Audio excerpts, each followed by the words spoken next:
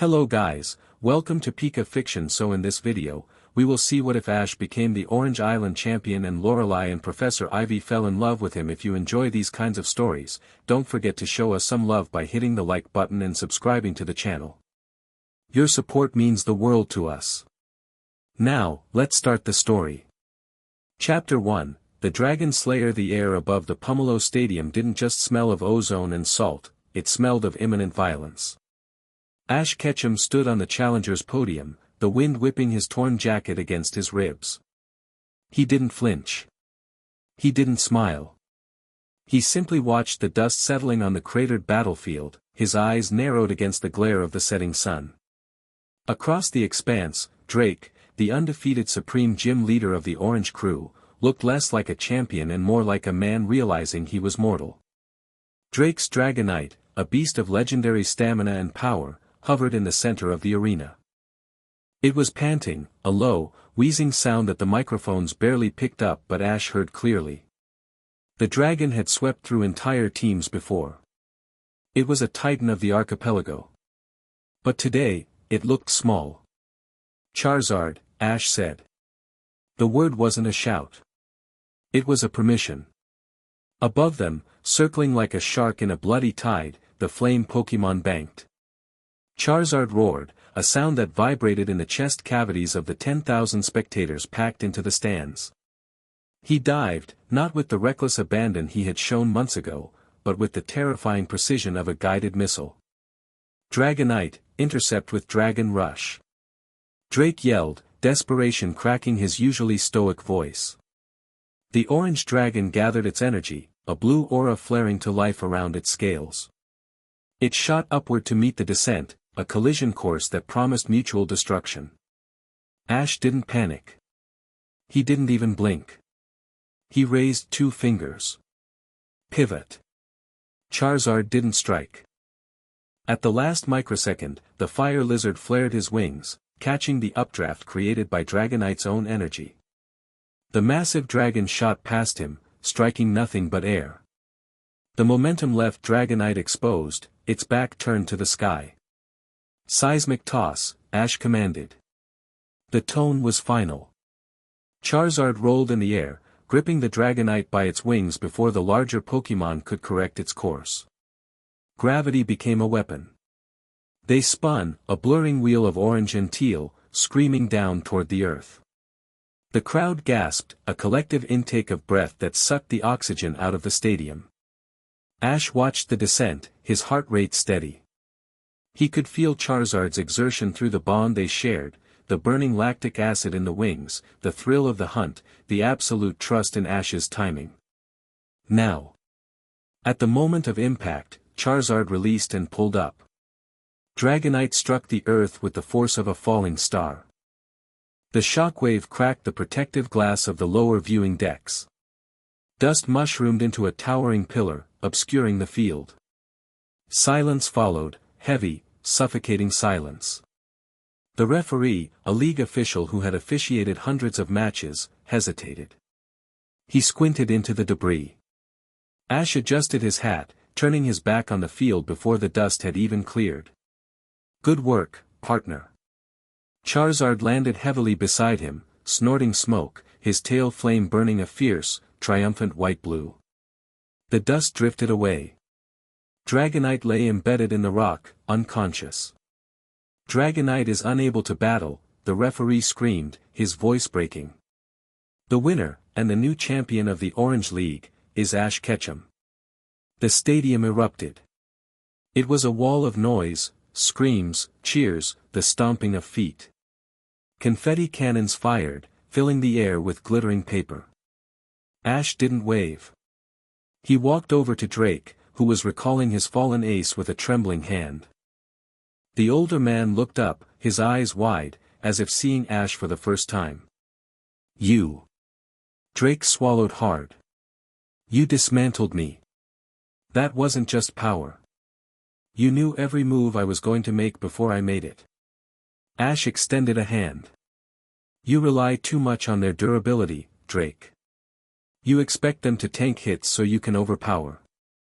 But you can't tank gravity. Drake took the hand, gripping it firmly. He laughed, a dry, shocked sound. I suppose not. You're something else, kid. The league is going to have a field day with this. Ash's expression darkened slightly. Let them. High above the chaos, in the climate-controlled luxury of the VIP box, Lorelei of the Elite Four swirled the ice in her drink. She hadn't stood up when the match ended. She hadn't cheered. She sat with one leg crossed over the other, her glasses reflecting the replays on the monitors. Well. The league representative, a nervous man named Jenkins, hovered by her shoulder. What's the verdict, Mistress Lorelei? Is he suitable for the junior circuit? Lorelei took a slow sip of her water. Junior circuit? She laughed, a cold, sharp sound that made Jenkins flinch. Jenkins, look at that boy. She gestured with her glass toward the field, where Ash was currently ignoring the trophy presentation committee to check Charizard's wing for a strain. That isn't a junior trainer, Lorelei said softly. Drake has been the gatekeeper of the Orange Islands for 10 years. He's raw, yes, but he's solid. And that boy just took him apart like he was solving a math problem. He got lucky, Jenkins muttered. The Charizard is disobedient.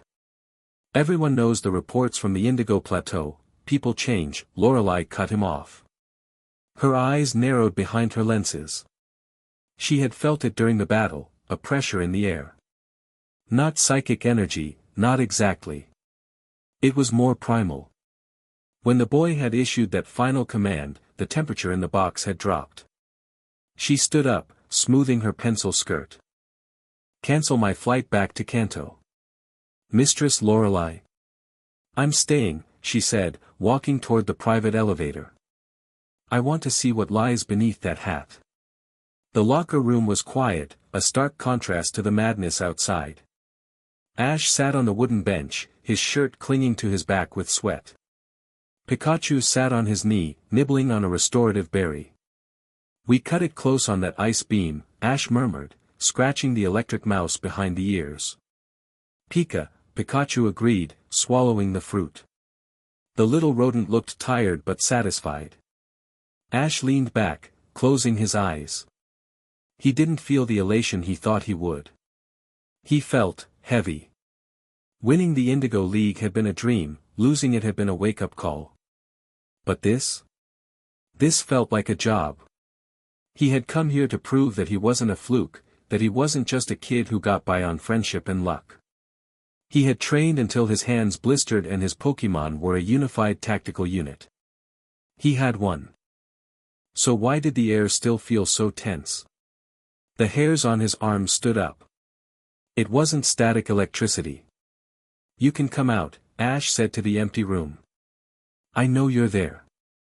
From the shadows near the showers, a figure stepped forward. Lorelei moved with a liquid grace, the clicking of her heels the only sound in the room. She wore her signature outfit, the fabrics expensive and fitted, but her presence was what filled the space. It was like standing next to a glacier, beautiful, massive, and dangerously cold. Perceptive, Lorelei noted, stopping a few feet away. She adjusted her glasses, analyzing him. Most trainers are too high on adrenaline to notice they're being watched. Ash opened his eyes. He didn't stand up. You're Lorelei. Elite Four. And you're the new Orange Champion, she replied, her voice smooth. Though you don't look very celebratory. Usually, boys your age are running laps and screaming into cameras. I'm not most boys, Ash said. He stood then, and Lorelei noted with mild surprise that he was taller than the files stated. He had grown into his frame. Did the league send you to audit the match? The league sent me to watch a promising rookie. I found a predator instead. She took a step closer, invading his personal space. It was a test. Most trainers withered under the proximity of an elite. Ash didn't retreat. He met her gaze, his brown eyes hard. Is that a compliment? It's an observation, Lorelei said. You're Charizard. The final dive. You didn't use a verbal command for the release. How? Ash shrugged. We practiced. He knows the rhythm. Liar, Lorelei whispered, a smirk playing on her lips. She reached out, her gloved finger hovering near his chest. I felt it. That spike in pressure. You have aura, don't you? Latent, untrained, but it's there. Ash stiffened. I don't know what you're talking about.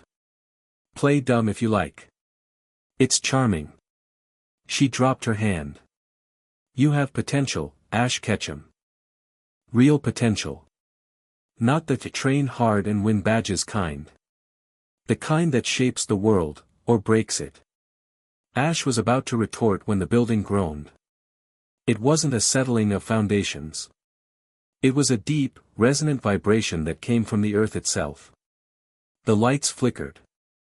Ash's head snapped toward the high windows. The sky outside, which had been a clear, twilight purple moments ago, was rapidly turning a bruised, sickly black. Pikachu!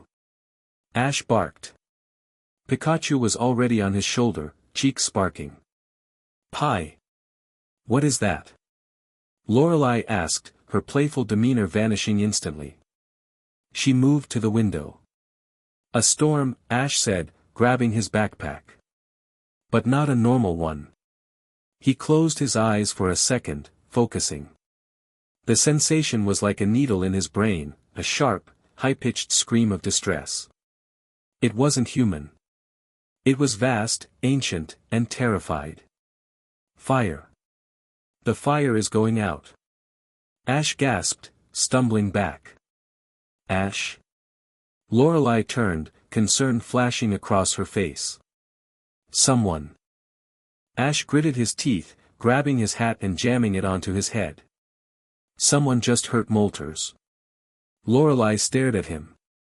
Molters? The Titan of Fire? That's a myth, Ash. They don't just get hurt, dot. It's not a myth, Ash said, his voice grim. He moved to the door, bypassing the planned route to the trophy ceremony. And if you want to see what I can really do, you better keep up. He kicked the door open and sprinted into the hallway. Lorelei stood there for a heartbeat, stunned. The audacity. The sheer madness of the claim. She smiled. A genuine, sharp smile. Crazy, she muttered, reaching for the pokeball at her belt that held her Lapras. I like crazy. Outside, Pomelo Island was descending into chaos. The wind had picked up from a breeze to a gale in minutes. Palm trees were bending almost horizontal. The ocean, usually a calm turquoise, was churning into gray, frothing peaks. Ash burst out of the stadium's side exit, ignoring the shouts of reporters and fans who spotted him.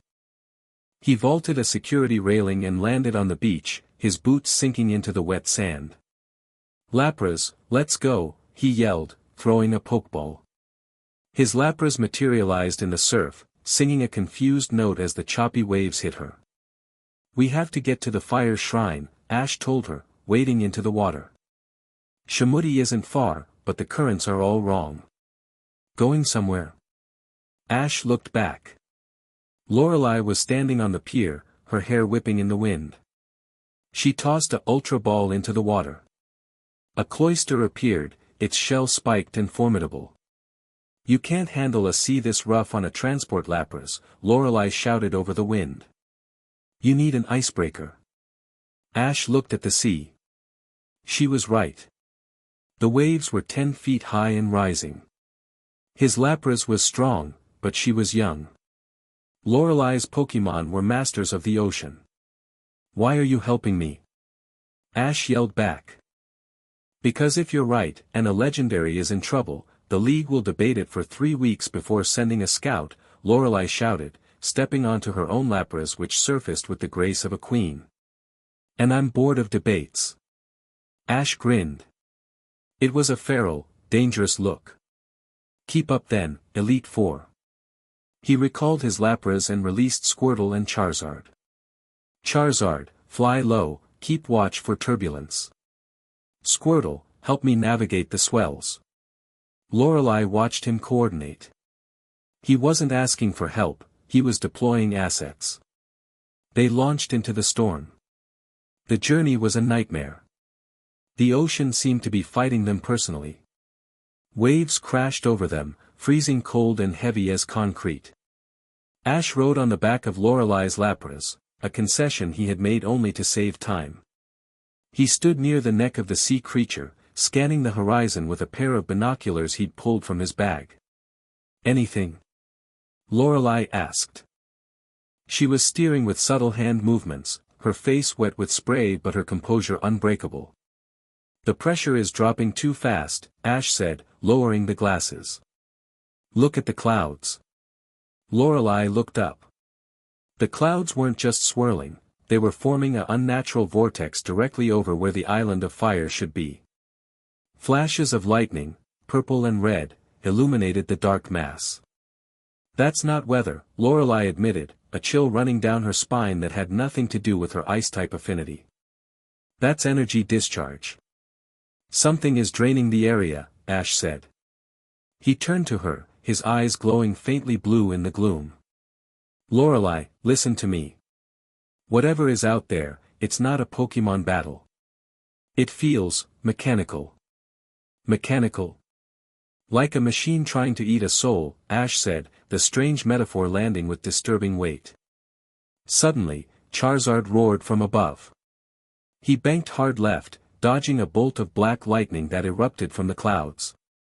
"Incoming!" Ash yelled. From the fog, 3 shapes emerged.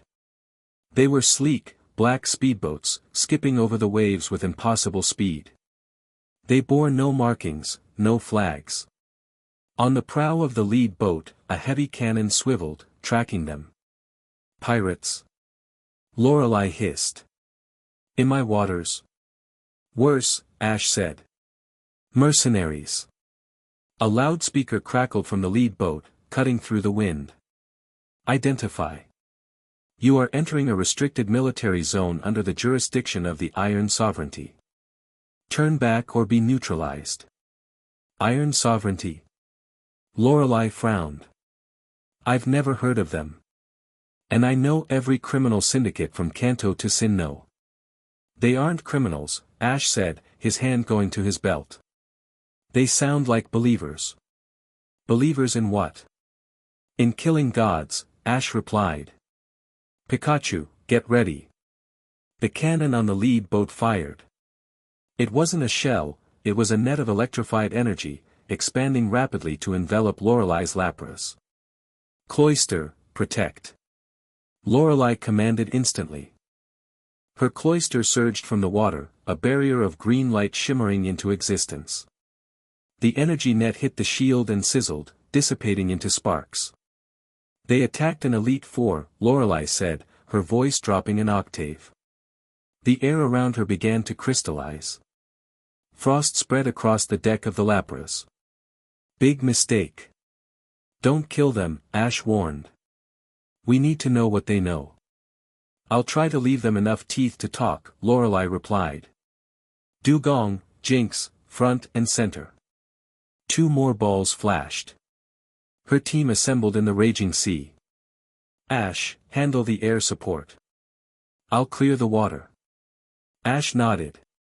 He tapped the comms link on his collar, a piece of tech Ivy had given him a prototype of, though he hadn't met her yet in this timeline, he had bought it from a Sylph Co outlet. "Charizard, flamethrower on the lead boat's engine. Don't hit the fuel lines, just melt the intake." Charizard Dove. The mercenaries opened fire with handheld energy rifles. Beams of red light streaked through the rain. Charizard rolled, the beams singeing the air around him, and unleashed a torrent of fire. The water hissed as the flames struck the lead boat's stern. Metal warped. The engine sputtered and died. "One down," Ash called. 2 to go, Lorelei said. She raised a hand. "Dugong, Ice Beam. Jinx, Psychic. Freeze the waves." It was a display of mastery that Ash had only seen on TV. Dugong fired a beam of absolute zero into the ocean in front of the speeding boats. Simultaneously, Jinx used her psychic grip to shape the freezing water. Instantly, a massive ramp of ice rose from the churning sea. The second boat couldn't turn in time. It hit the ice ramp at 80 miles per hour, launching into the air and crashing violently into the water behind them. The third boat veered off, the pilot realizing they were outmatched. "They're retreating," Lorelei said, looking satisfied. "No," Ash said, pointing. "They're luring." The third boat wasn't fleeing randomly. It was heading toward a patch of ocean that looked strangely calm. "It's a trap," Ash realized. "Lorelei, hard starboard. Get us away from that calm water." "Why?" "Because that's not calm water," Ash shouted. "That's a displacement from below." Before Lorelei could command Lapras, the ocean exploded. A massive submarine surfaced, breaking through the waves like a breaching whale. It was jet black, the size of a football field, and marked with a symbol, a silver shield shattered by a hammer. The Iron Sovereignty. The displacement wave hit them. Lorelei's Lapras was tossed like a toy. Ash was thrown from the back, plunging into the freezing, dark water. "Ash!" Lorelei screamed. Cold. Dark. Silence. Ash sank. The salt water stung his eyes. He held his breath, thrashing against the turbulent current. He saw the massive hull of the submarine passing him, the hum of its engines vibrating in his bones. He looked down. In the depths, illuminated by the submarine's lights, he saw something that made his blood freeze colder than the ocean. A cage. A massive, energy-shielded cage towed beneath the sub. And inside it, barely glowing, its wings pinned by mechanical clamps, was Moltres. The legendary bird of fire was drowning. Ash's vision blurred. The lack of oxygen was getting to him. He needed to surface. But the rage was a hot coal in his chest. They captured it. They didn't just hurt it. They treated it like a trophy. A shape darted through the water. Lorelei's dugong. It grabbed Ash by the jacket and hauled him upward. He broke the surface, gasping, coughing up salt water. Lorelei hauled him onto the Lapras, her face pale. "Are you all right? You were under for too long." Ash wiped the hair from his eyes. He looked at the retreating submarine, disappearing into the storm fog. "They have it," Ash rasped. "They have Moltres." Lorelei stared at him. "You saw it?" "Dragged under the sub. In a cage." Ash stood up, his legs shaking, not from cold, but from adrenaline. "They're taking it to the Fire Island. To its own shrine." "Why?" "To finish it off," Ash said. He turned to Lorelei. The look in his eyes was terrifying. It wasn't the look of a Pokémon trainer. It was the look of a warlord. "Lorelei," he said. "I'm going to sink that sub." Lorelei looked at the boy, no, the young man, standing before her. The storm raged around them, but he was the most volatile thing in the ocean. She felt a pull in her chest, a mixture of fear and undeniable attraction to the sheer competence and power he radiated. She adjusted her glasses, a smile touching her lips. "Well," she said, signaling her Lapras to pursue. "Then we better not let them get a head start." Chapter 1 End. Chapter 2, The Gilded Cage. The trail had gone cold in the worst way possible, vertically. Ash stood on the slick deck of the commercial ferry dock on Valencia Island, rain dripping from the brim of his hat. Beside him, Lorelei wrung out her long red hair, her expression sour. They had lost the submarine 3 hours ago when it dove into the Mariana Trench of the Orange Archipelago, a depth that even her strongest water types couldn't survive without specialized gear. "Stop staring at the water, Ash," Lorelei said, her voice cutting through the drumming rain. "You can't glare a submarine back to the surface." "They have a head start," Ash muttered, turning away from the railing. His fists were clenched tight enough to turn his knuckles white. Every second we waste here is another second Molters is in that cage. And if we followed them down, we'd be crushed by the pressure, Lorelei countered, stepping into the shelter of the Port Authority building. We need intel, we need supplies, and frankly, my Lapras needs a rest. She towed us 40 miles through a tropical depression. Ash sighed, the tension in his shoulders dropping an inch. He knew she was right. That was the annoying thing about Lorelei, she was frustratingly pragmatic. Valencia is supposed to be a resort, Ash said, looking around the deserted port. The shops were shuttered. The usually bustling boardwalk was empty, save for debris from the storm. Where is everyone? Hiding, Lorelei noted, scanning the perimeter. This isn't just storm protocol.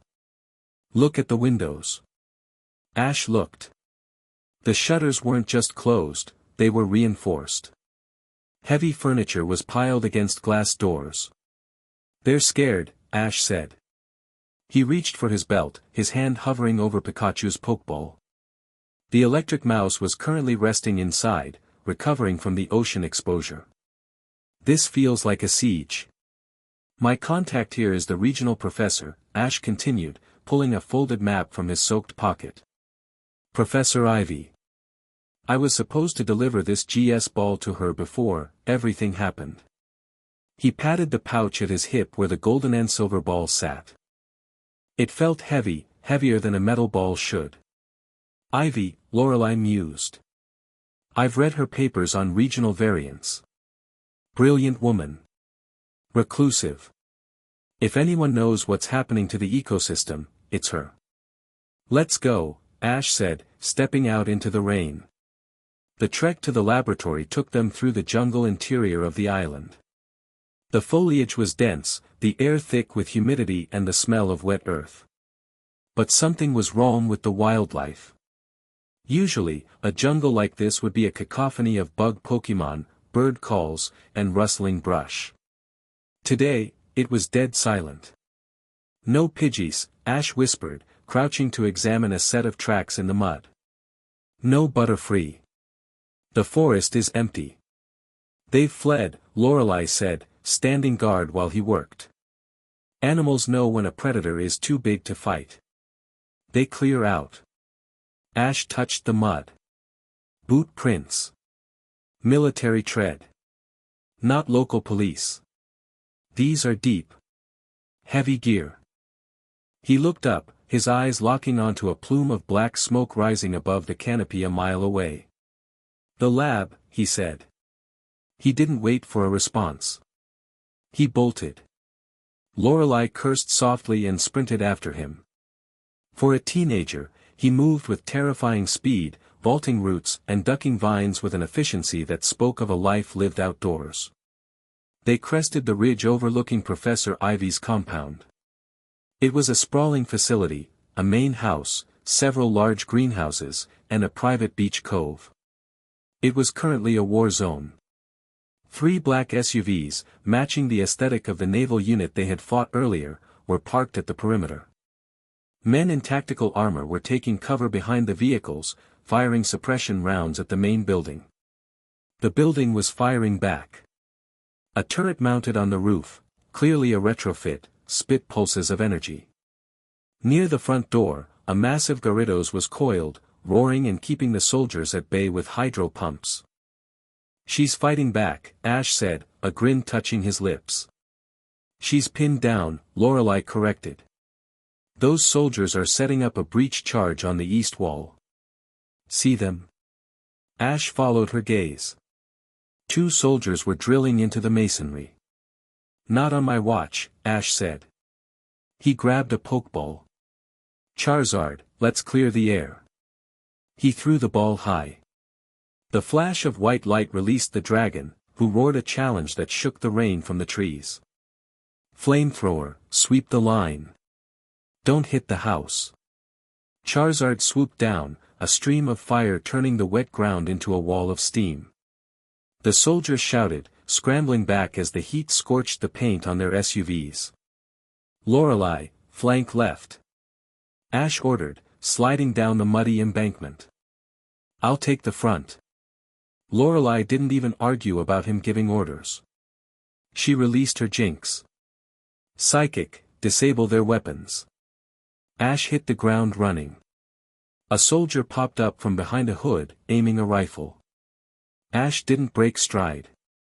"Pikachu, Thunderbolt." Pikachu, bursting from his ball mid-run, unleashed a jagged arc of yellow electricity.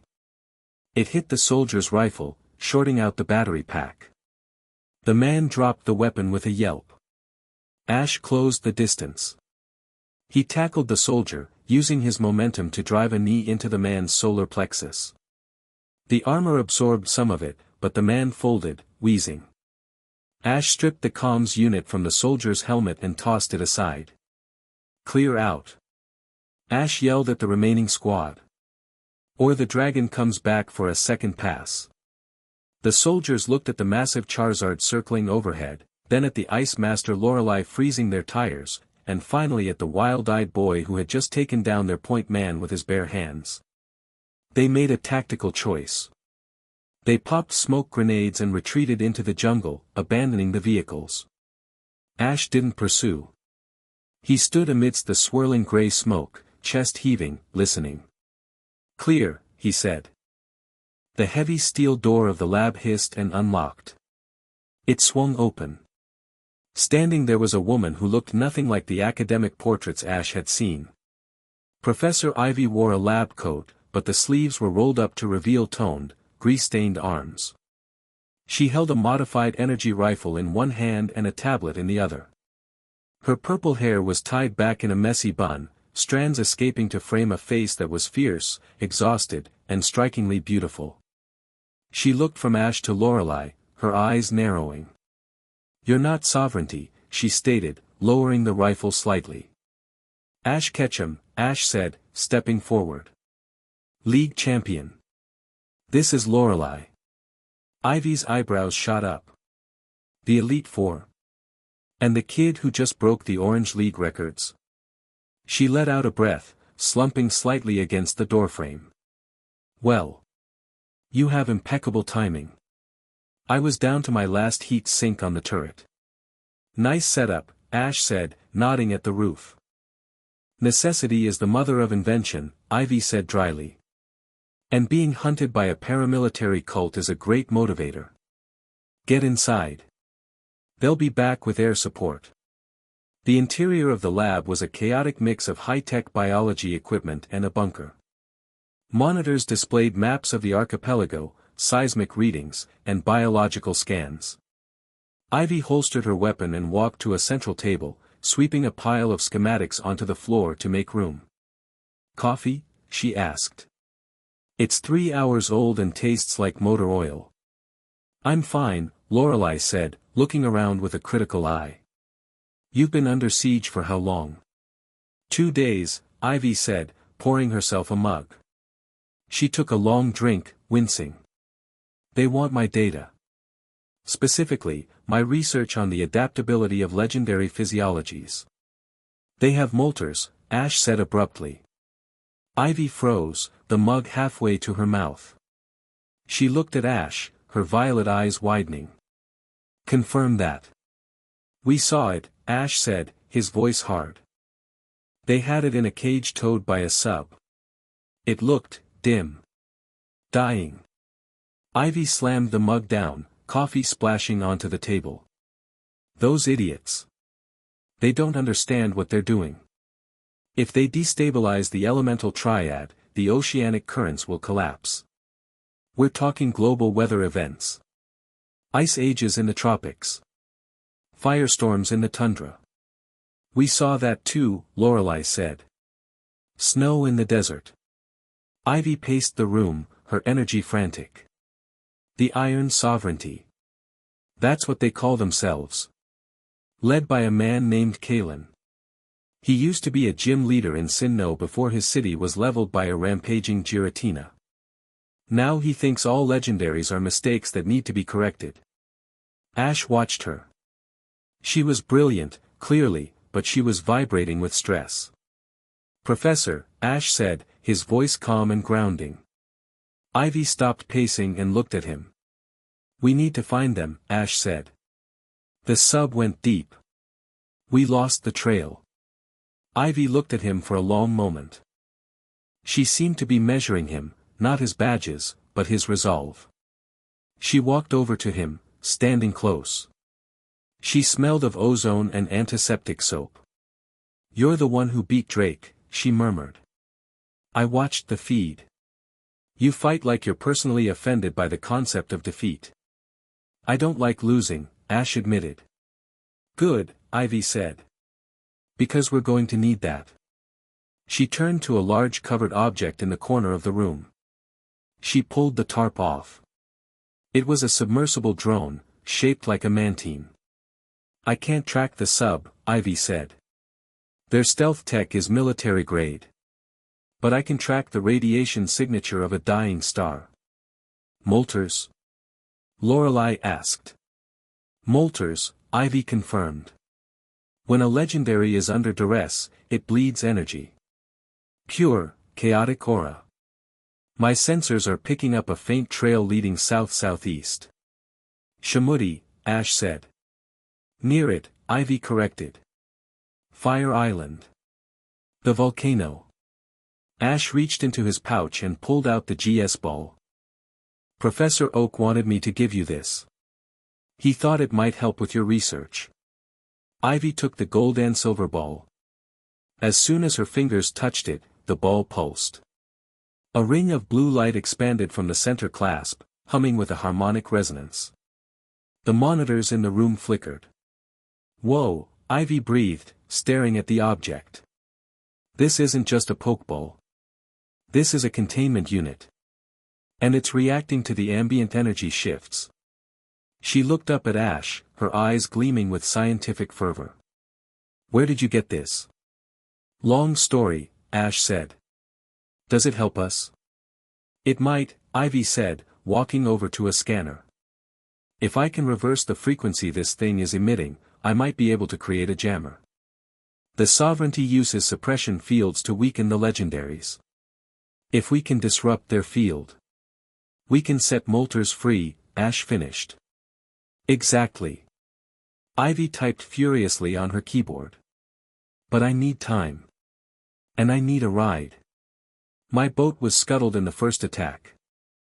Lorelei stepped forward. I have a Lapras. And Ash has a Charizard. We can move fast. Ivy looked at the two of them. The seasoned Elite Four member and the rookie champion. They were an odd pair, but the air around them felt charged. Competent. Dangerous. I'm coming with you, Ivy announced.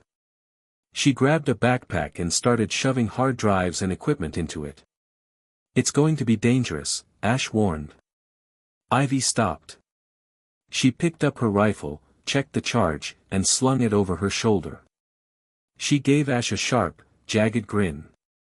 I just held off a siege for 48 hours with a modified toaster and a Gyarados, catch 'em. I think I can handle a field trip. Ash grinned back. He liked her. She had fire. All right, Ash said. Pack light. We leave in 10. As Ivy scrambled to secure her lab, Lorelei leaned against the console, watching Ash check his supplies. She fits in, Lorelei murmured, low enough that only Ash could hear. She's smart, Ash said. And she's not afraid. She's looking at you, you know, Lorelei said, a teasing lilt in her voice. Ash paused, glancing at her. What? The way she looks at you, Lorelei clarified, cleaning her glasses. Like you're a fascinating new species she wants to dissect. Or maybe just keep. Ash snorted, adjusting his gloves.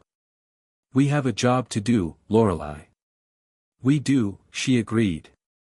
She walked past him, her hand brushing his arm, a lingering, cool touch. But don't think I haven't noticed that you like it. Ash watched her walk away, feeling a flush of heat that had nothing to do with the tropical climate. He shook his head. Focus, he told himself.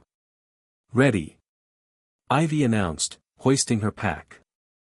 She had changed into field gear, cargo pants, a fitted tank top, and heavy boots. She looked less like a professor and more like a tomb raider. "Let's move," Ash said. They exited the lab, stepping back into the rain. The storm was getting worse. The sky was a swirling bruise of purple and black. "Charizard!" Ash called. The dragon landed, mud splashing. "Ivy, you're with me on Charizard," Ash decided. "Lorelei, take the sea route, keep the coast clear. We'll meet at the rendezvous point on the north side of Fire Island." "Why am I flying?" Ivy asked, eyeing the fire lizard warily. "Because you have the tracking data," Ash said, offering her a hand to pull her up. "And I need you to tell me where to aim." Ivy took his hand. His grip was iron firm. She scrambled up behind him, wrapping her arms around his waist. He felt solid, warm. "Hold on tight," Ash said. "He flies fast." "I've ridden in helicopters," Ivy scoffed. Charizard launched with a sonic boom that rattled Ivy's teeth. She shrieked, burying her face in Ash's back as they rocketed into the storm clouds. Below, Lorelei watched them go, a small smile playing on her lips. "Helicopters," she chuckled, releasing her Lapras into the surf. "Cute." High above the ocean, the wind was deafening. Ash created a small aura shield around them, an instinctive trick he was just learning to control, to keep the worst of the rain off Ivy. "You're doing that thing again." Ivy yelled over the wind, her mouth close to his ear. "What thing?" "The blue glow. The pressure shield." Ivy shouted. "That's high-level aura manipulation." "Where did you learn that?" "I didn't." Ash yelled back. "It just happens when I need to protect something." Ivy tightened her grip on him. "When he needs to protect something." She looked at the back of his head. He was a mystery. A genetic anomaly. A chosen one. Or just a freak of nature. Whatever he was the most exciting thing she had encountered in years. Academia felt very far away. Bearing 160. Ivy shouted, checking the device strapped to her wrist. "The signal is getting stronger. We're close." Ash leaned forward. "Charizard, dive. Stealth mode." Charizard tucked his wings, dropping out of the clouds toward the dark, churning ocean below. Ahead, looming out of the mist, was Fire Island. But it wasn't the volcanic paradise of the brochures. The volcano was dormant, no smoke rising. Instead, the island was crawling with lights. Structures had been built into the rock face. And in the center of the caldera, a massive metal spire had been erected. "That's not a research station," Ivy said, her voice trembling slightly. "That's an extraction rig." Ash's eyes narrowed. "They're drilling into the volcano. They're extracting the molten essence," Ivy realized, horror in her tone. "The lifeblood of the island. If they drain that, Moltres dies. And the volcano collapses." "Not today," Ash said. He banked Charizard toward the beach where Lorelei was just making landfall. The team was assembled. The target was clear. Ash felt a surge of power, not aura, but pure adrenaline. He looked at the fortress of the Iron Sovereignty. "Let's go break some toys," he said. Chapter 2 End. Chapter 3, Cold Front. The sand on Fire Island was black, volcanic, and wrong. It should have been warm to the touch, heated by the subterranean magma channels that fed the island's ecosystem. Instead, as Ash stepped off Charizard's wing, the ground crunched under his boots. Frost. Unnatural, creeping frost that webbed across the dark basalt rocks like a disease. "Thermodynamics are broken," Professor Ivy muttered, scanning the beach with her handheld device. She tapped the screen, frowning. "The ambient temperature is dropping by a degree every 10 minutes. The magma isn't cooling, it's being siphoned." Lorelei recalled her Lapras, her expression tight. She adjusted her glasses, looking up at the towering caldera that dominated the island. This is League territory, technically. Restricted sanctuary. If the sovereignty is here, they've bypassed the perimeter sensors. They didn't bypass them, Ash said, kneeling to inspect a scorched patch of earth. They bought them. He stood up, brushing ash from his gloves. The wind bit at his exposed face, carrying the scent of sulfur and ozone. Drake told me the Orange crew had funding issues last year. Suddenly, they had a surplus. Someone paid to look the other way. Lorelei stiffened. That's a serious accusation, Ash. Accusing the League of corruption without proof. The proof is the snow on a volcano, Lorelei, Ash snapped, his patience fraying. We don't have time for a committee hearing. We need to breach that facility. We need backup, Lorelei countered, her voice dropping into the command tone she used on challengers. We are 3 people against a paramilitary organization. I'm contacting the Indigo Plateau. Lance can have a Dragonite squad here in 2 hours. 2 hours is too late, Ash said. He turned to Ivy. Professor, how long does Molters have? Ivy looked up, her face pale in the harsh light of the tablet. Based on the energy decay. 40 minutes before its physical form destabilizes completely. Once that happens, it's not just dead, it's erased. Ash looked at Lorelei. He didn't say, I told you so. He just let the silence hang there, heavy and cold. Lorelei looked at the readout, then back at Ash. She saw the hardness in his eyes, a look that didn't belong on a 17-year-old. It was the look of a general who had already calculated the acceptable losses. Fine, Lorelei conceded, though her tone was icy. We move. But if we die because we rushed in, I'm going to haunt you. Deal, Ash said. Before they could take a step, a siren wailed. Not from the island, but from the sea. Ash spun around. Emerging from the fog bank they had just traversed was a sleek, gray warship. It bore the golden crest of the Pokémon League. Backup? Ivy asked hopefully. No, Lorelei said, narrowing her eyes. That's the Vanguard. Admiral Vance's flagship. He patrols the shipping lanes between Johto and the archipelago. The ship's PA system crackled, booming over the sound of the crashing waves. Unknown trainers on Fire Island. This is Admiral Vance of the Pokémon League Navy. You are in a restricted zone during a Code Black weather event. Surrender your Pokémon and stand down immediately. He thinks we're looters, Ivy said. Or he knows exactly who we are, Ash muttered. He walked down to the water's edge, Charizard flanking him like a bodyguard. Ash, wait, Lorelei warned, stepping after him. Vance is old guard. He hates the independence of the Elite Four, and he definitely won't like a rogue champion. Let me handle the politics. Ash ignored her. He didn't shout. He simply raised his hand, channeling a pulse of aura into his throat to amplify his voice. It wasn't a scream, it was a command that cut through the wind. Admiral Vance. This is Ash Ketchum, champion of the Orange League. I am conducting an emergency operation to secure the legendary Molters. Do not interfere. There was a pause on the ship. Then, a harsh laugh echoed over the speakers. Champion. You're a boy with a shiny trophy. The League has assumed direct control of this sector due to the environmental hazard. I have orders to clear the island. Stand down, Ketchum, or we will fire warning shots. Ash didn't flinch. Lorelei, Ivy.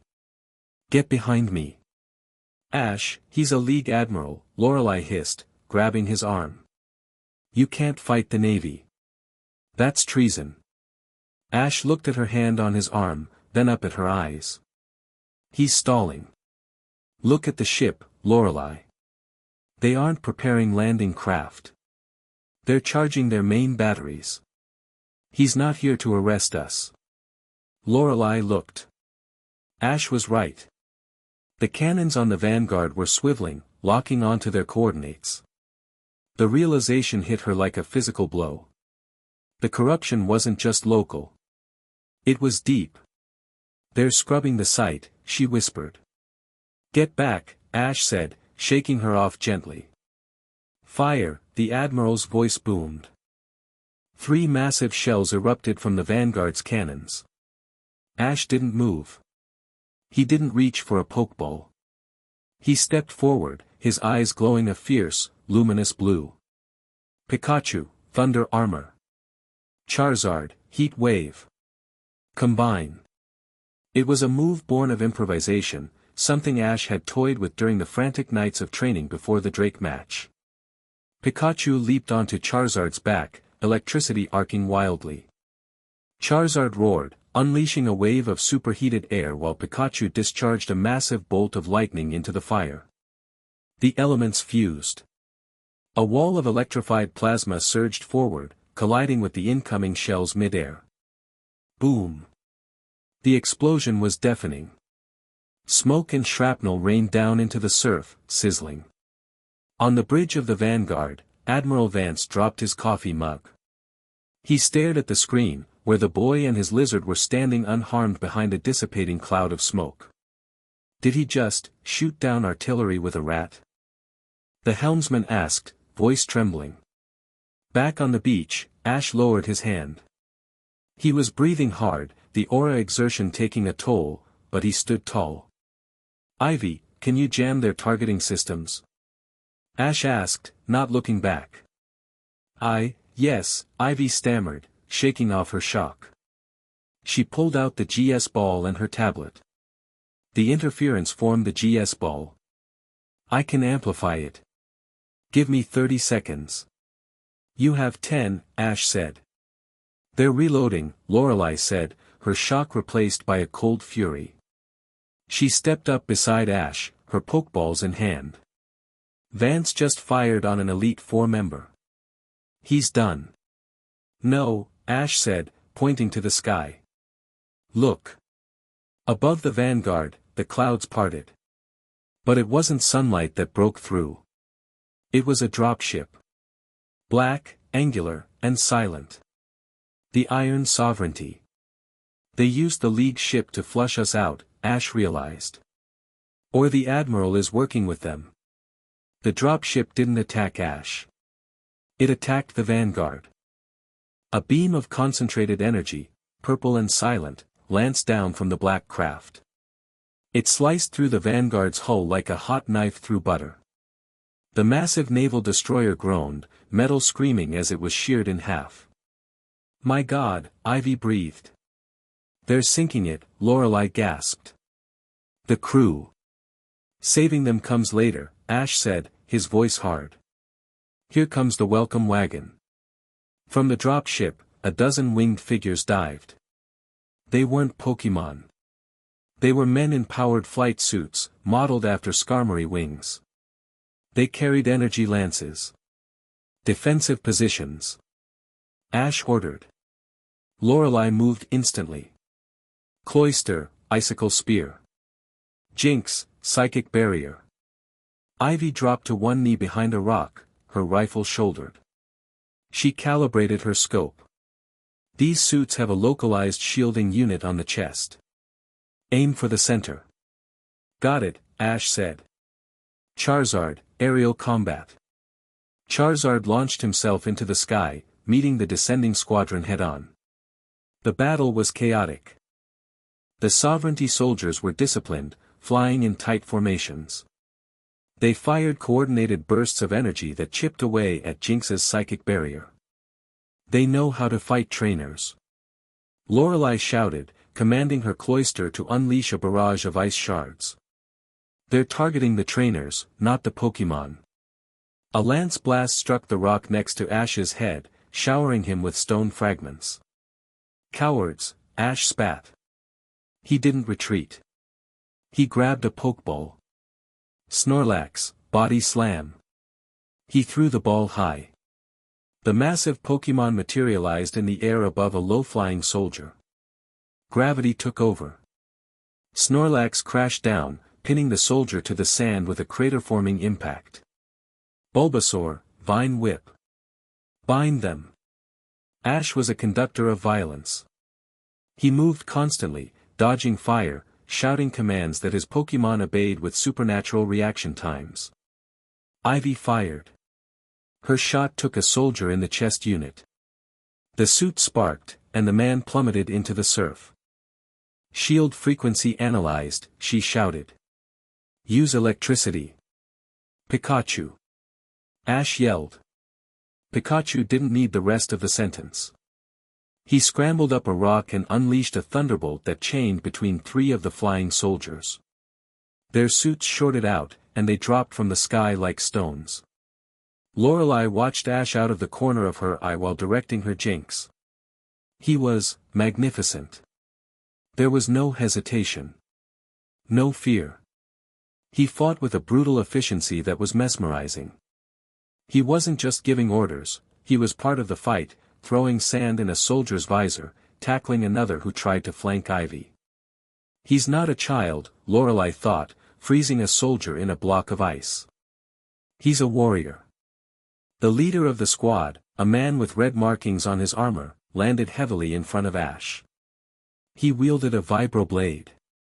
Target Alpha, the soldier rasped, his voice modulated. The general sends his regards. He lunged. Ash didn't have time to call a Pokémon. He sidestepped, the blade slicing his jacket. Ash! Ivy screamed, firing a shot that ricocheted off the leader's heavy armor. The soldier swung again. Ash ducked, sweeping the man's leg. The soldier's thrusters compensated, keeping him upright. He raised the blade for a killing stroke. A flash of red hair and ice. Lorelei was there. She didn't use a Pokémon. She stepped inside the soldier's guard, grabbed his wrist with a grip that looked delicate but stopped the armored arm dead, and slammed her palm into his chest plate. Freeze, she whispered. Ice spread instantly from her glove, encasing the soldier's armor, locking his servos. He froze in place, a statue of high-tech metal. Lorelei shoved him, and he toppled over, stiff as a board. She looked at Ash, breathing hard, her glasses slightly askew. You okay? Ash looked at the fallen soldier, then at the cut on his jacket. He grinned, breathless. Nice right hook. I have hidden talents, she said, smoothing her skirt. The remaining soldiers, seeing their leader taken down and their numbers halved, triggered their emergency thrusters and retreated back toward the dropship, which was now hovering over the facility built into the volcano. Let them go, Ash said. We have a prisoner. He walked over to the frozen leader. Charizard, thaw him out. Gently. A puff of flame melted the ice enough for the man to move his head, though his limbs remained trapped in the armor. Ash crouched down. He removed the man's helmet. Beneath it was a scarred face, eyes burning with fanaticism. Where is the bird? Ash asked quietly. The man spat at Ash's boots. You can't stop it. The great equalizer. We will scour the world of these monsters. Monsters? Ash gestured to the dying island. You're killing the planet to make a point. We are freeing humanity from the tyranny of gods, the man shouted. Why should we live in fear of a storm created by a bird? Why should cities burn because a dragon wakes up grumpy? General Kalen has the solution. The God-Killer Cannon, Ivy said, stepping forward. That's what you're building. The man sneered at her. Not building. Built. It's fully operational. Powered by the molten essence of this very island. Ash grabbed the man's collar. Where is Moltres? In the core, the man laughed wheezingly. Providing the ammo. You're too late, champion. The cannon is aiming at Shamuti. Once we clip the other 2 birds, the sovereignty will dictate the new world order. Ash stood up. His face was unreadable. Pikachu, knock him out. A small jolt, and the man slumped into unconsciousness. Ash turned to look at the massive metal spire drilled into the volcano. The structure was humming now, a low frequency that vibrated in their teeth. "They're going to shoot down Zapdos and Articuno," Ash said. "Using Moltres as the battery. If they fire that cannon," Ivy said, her voice trembling, "the feedback loop will kill Moltres instantly. And the resulting explosion will take this entire archipelago with it. Then we have to dismantle it," Lorelei said. "From the inside." "No," Ash said. He looked at the sky, where the storm clouds were beginning to rotate in a distinct, three-pronged pattern. "We don't just dismantle it. We take it over." He looked at his two companions. "Ivy, can you interface with their tech?" "If I can get to a terminal, yes. I can upload the jamming frequency from the GS ball directly into their firing sequence."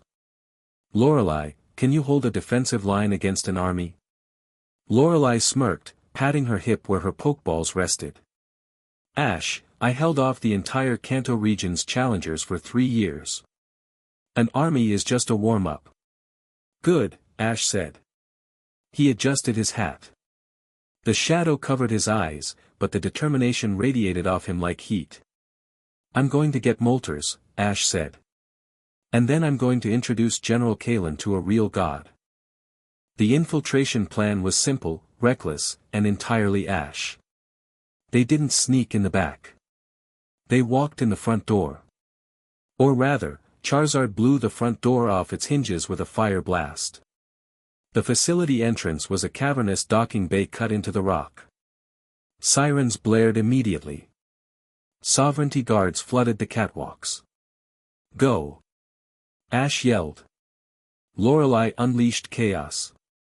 Her Jinx and Slowbro created a psychic maelstrom, catching bullets and flinging guards against the walls. Her Lapras froze the floor, turning the bay into a skating rink that the soldiers couldn't navigate. Ivy sprinted for a control console near the heavy blast doors, Ash covering her with Pikachu and Squirtle. "I need 2 minutes." Ivy shouted, jacking her tablet into the port. "You have 1." Ash replied, deflecting a stun baton with his forearm and delivering a roundhouse kick to a guard's helmet. "Access denied," Ivy cursed. "It's biometric. I need a high-clearance ID." Ash looked around. The frozen lieutenant was back on the beach. "We don't have one." "Yes we do," Lorelei called out from atop an ice pillar. She pointed to the catwalk. Standing there, watching the chaos with a detached curiosity, was a man in a white officer's uniform. He wasn't fighting. He was taking notes. "That's him," Ash said. "The scientist from the sub." Ash looked at Charizard. "Up." Charizard grabbed Ash and flew straight up, ignoring the blaster fire. Ash leaped from the dragon's back, landing on the catwalk 10 feet from the officer. The officer blinked, closing his notebook. Impressive verticality. "Your keycard," Ash demanded, hand outstretched. The officer smiled. "I am Dr. Namba. And I think you'll find I'm not as easily intimidated as the grunts." Namba pulled a remote from his pocket and pressed a button. Behind him, a section of the wall opened. A Pokémon stepped out. It was an Electabuzz, but it was wrong. It wore black armor plating, and its eyes glowed a dull, hypnotic red. "Dark armor," Namba explained. "It suppresses the Pokémon's will and amplifies its aggression by 300%. Kill him." The Electabuzz roared, a sound of pure pain and rage, and lunged at Ash. "Pikachu, Iron Tail." Pikachu met the larger Pokémon in midair. Steel clashed against armor. Pikachu was knocked back, skidding across the grate. "It's too heavy." Ash realized. The armor absorbs the impact. It also stimulates the adrenaline centers, Namba lectured. It feels no pain. It will not stop until you are dead. The Electabuzz charged a massive thunder punch. Ash didn't call for a dodge. He ran forward. "Ash!" Lorelei screamed from below. Ash slid under the Electabuzz legs. As the fist smashed into the walkway where he had been, Ash reached up and grabbed the armor plating on the Pokémon's back. He closed his eyes. Aura. He didn't try to fight the Pokémon. He reached for the mind inside the armor. He felt the red haze of the machine, the screaming consciousness of the Electabuzz trapped underneath. It's okay, Ash projected. I hear you. He poured his own energy into the connection, a flood of empathy and calm. The Electabuzz froze. The red light in its eyes flickered. What are you doing? Namba demanded, tapping his remote frantically. Attack. Attack. Ash gritted his teeth, sweat pouring down his face. Pikachu. Thunder, on the armor's power pack. Now. Pikachu understood. He jumped, landing on the Electabuzz's shoulder, and unleashed a precise, low-voltage jolt directly into the control node on the suit. With a spark and a hiss of hydraulics, the armor popped open. The red light died. The Electabuzz slumped, panting, its eyes returning to normal. It looked at Ash, confused, then at Namba.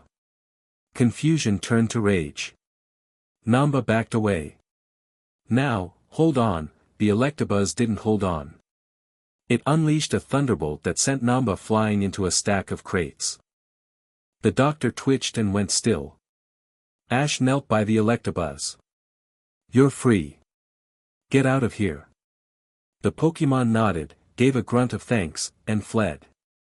Ash walked over to Namba, fished the keycard from the unconscious man's pocket, and tossed it down to Ivy. Got it. Ivy caught it, swiped it, and the blast doors groaned open. We're in, she said. Beyond the doors lay the core of the volcano. A massive cavern, lit by the glow of magma. Suspended in the center, clamped in a terrifying machine of glass and steel, was Moltres. The legendary bird's flames were barely flickering embers. It hung limp, tubes pumping a glowing orange liquid out of its body and into a massive cannon barrel aimed at the sky. Oh, God, Lorelei whispered, joining them. They're draining it dry, Ash said. His voice was quiet. Deadly. Ivy, stop the drain, Ash commanded. Lorelei, cover her. Where are you going? Lorelei asked. Ash pointed to a control platform suspended above the bird. A man stood there, watching the monitors. He wore the uniform of a general, but his cape was made of silvery material that looked suspiciously like Lugia scales. General Kalen. I'm going to have a word with management, Ash said. He stepped onto Charizard's tail, and the dragon lifted him up. As Ash ascended, he locked eyes with Kalen. The general didn't look worried. He looked disappointed. I expected better security, Kalen called out, his voice amplified by the cavern's acoustics. But I suppose the League always sends children to do men's work. Ash stepped off Charizard onto the platform. The heat was intense, but he felt cold inside. Let the bird go, Ash said. And lose my leverage. Kalen smiled. He gestured to the ceiling. The iris of the volcano was opening. The other two are approaching. They sense their brother's distress. Perfect timing. Kalen drew a sword. Not a prop sword. A legitimate, high-carbon steel blade. You have spirit, boy. But you lack vision. Ash didn't draw a weapon. He didn't have one. He assumed a fighting stance, his aura flaring visibly now, a blue flame matching Charizard's tail. I don't need vision, Ash said. I have aim. Kalen laughed. Then show me. The general charged. Chapter 3 End. Chapter 4, Fire and Ash. The blade hissed through the air, missing Ash's throat by less than an inch. Ash didn't stumble. He pivoted on his heel, the heat of the magma below radiating through the metal grate of the platform, and brought his forearm up to deflect General Kalen's follow-up strike. It was a move that should have severed his arm, but Ash's aura flared, a hard, pressurized layer of blue light that acted like a second skin. Steel met energy with a sound like a cracking whip. Kalen's eyes widened slightly, but his momentum didn't falter. He spun, the silvery cape whirling like liquid mercury, and drove a reinforced boot into Ash's midsection. Ash took the hit. He skidded back, boots screeching on the metal, breath hitching as his ribs protested. "You're fast," Kalen admitted, adjusting his grip on the high-carbon sword. "Faster than the file suggested. But you're fighting biology with technology, boy. You will lose." Kalen tapped a node on his collar. A hum resonated from his uniform. Under the fabric, the outline of a sleek, mechanical exoskeleton glowed faintly. Hydraulic servos whined. "I'm not fighting you," Ash rasped, spitting a glob of blood onto the grate. He settled into a low stance, hands open. "I'm stalling you." Kalen frowned. "Stalling?" Below them, a scream of digital agony tore through the cavern. Encryption bypassed. Ivy's voice echoed up from the control deck, amplified by the cavern's acoustics. "System lock released. Reversing polarity on the drain." Kalen's composure cracked. He spun toward the console overlooking the bird. "No." The massive glass and steel machine clamping molters shuddered. The tubes pumping orange essence out of the bird suddenly reversed flow. The stolen energy slammed back into the legendary. It wasn't a gentle infusion. It was a collision. Molters, whose eyes had been dull and glassy, snapped them open. The pupils were dilated, not with intelligence, but with the raw, chaotic madness of a god that had been tortured. The bird shrieked. It was a sound that didn't just hurt the ears, it rattled the bones. The glass containment unit exploded outward. Shards of reinforced polymer flew like shrapnel. "Cover!" Ash yelled, diving flat. A shockwave of heat rolled over them. The temperature in the cavern spiked from uncomfortable to deadly in a heartbeat. The metal railings began to glow cherry red. Kalen shielded his face with his cape, the advanced material deflecting the heat. "You fools! You've overloaded it. It's going critical." Molters beat its wings. The clamps holding it were torn from the rock wall, showering the magma below with debris. The bird didn't look majestic. It looked horrific. Its flames were sputtering, shifting from healthy orange to a sickly, uneven white-hot intensity. It was leaking fire like a broken reactor. "It's not critical," Ash said, standing up despite the heat singing his eyebrows. He looked at the bird, his face twisted in sympathy. "It's terrified." Molters turned its head, spotting the movement on the platform. It didn't distinguish between friend and foe. It saw only shapes. It opened its beak. A flamethrower, wild and uncompressed, vomited forth. "Charizard!" Ash roared. The orange dragon surged up from beneath the platform, smashing through the grating. Charizard grabbed Ash in his claws and banked hard, putting his own body between his trainer and the wall of fire. The flames washed over Charizard's back. The dragon roared in pain but held the line, his natural resistance struggling against the legendary fire. "Get Ivy and Lorelei," Ash commanded, scrambling onto Charizard's neck. "We have to go. Now." Kalen was already moving. He had activated a jetpack built into his exoskeleton, rocketing toward a higher escape tunnel. "You've doomed us all, Ketchum," he screamed over the roar of the crumbling volcano. The facility was coming apart. The structural integrity had relied on the stability of the core. With molters thrashing, the magma was rising, consuming the lower levels. Charizard dove toward the control deck. Ivy was huddled under the console, clutching her rifle. Lorelei was standing over her, a massive barrier of light screen erected by her stormy, deflected falling rocks. "Get on!"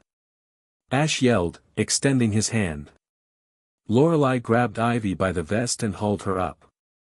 They scrambled onto Charizard's back, a tight fit for 3 people. Go, go, go. Ivy screamed, pointing at the ceiling. A massive stalactite, dislodged by the vibrations, plummeted toward them.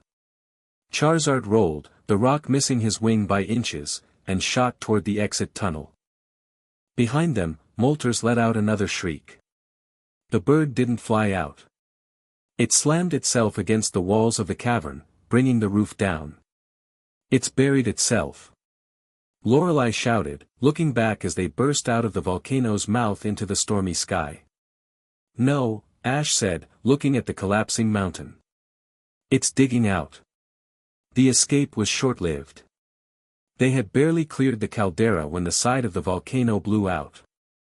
Not from magma, but from the sheer physical force of the legendary bird ramming through the rock. Moltres erupted from the mountainside in a shower of lava and ash. It was airborne, but it wasn't flying right. It listed heavily to the left, one wing trailing sparks. It was blind with pain, lashing out at the only thing it could sense, the heat signature of Charizard. Evasive maneuvers. Ash barked. Charizard tucked his wings and dropped like a stone. A beam of fire passed over them, hot enough to singe Ash's hair even from 50 feet away. It's faster than us. Lorelei yelled, clinging to Ash's waist. The wind was deafening. We can't outrun a legendary in the air. We need cover. Ash scanned the island below. The jungle was already catching fire, the heat from the volcano igniting the canopy. Put us down in the ravine. The dense trees will mask us. Charizard corrected his dive, aiming for a deep gash in the island's geography, a river canyon choked with thick vegetation. Brace for impact. Ivy warned. Charizard flared his wings to break, but the canopy was too thick. They crashed through the upper branches, wood snapping like gunshots. They tumbled, a chaotic tangle of limbs and wings, until they hit the jungle floor. Ash hit the ground hard, rolling to disperse the momentum. He slammed into a mossy root, the impact knocking the wind out of him. Silence returned, save for the crackling of distant fires and the heavy breathing of the dragon. Sound off, Ash wheezed, pushing himself up. His vision swam.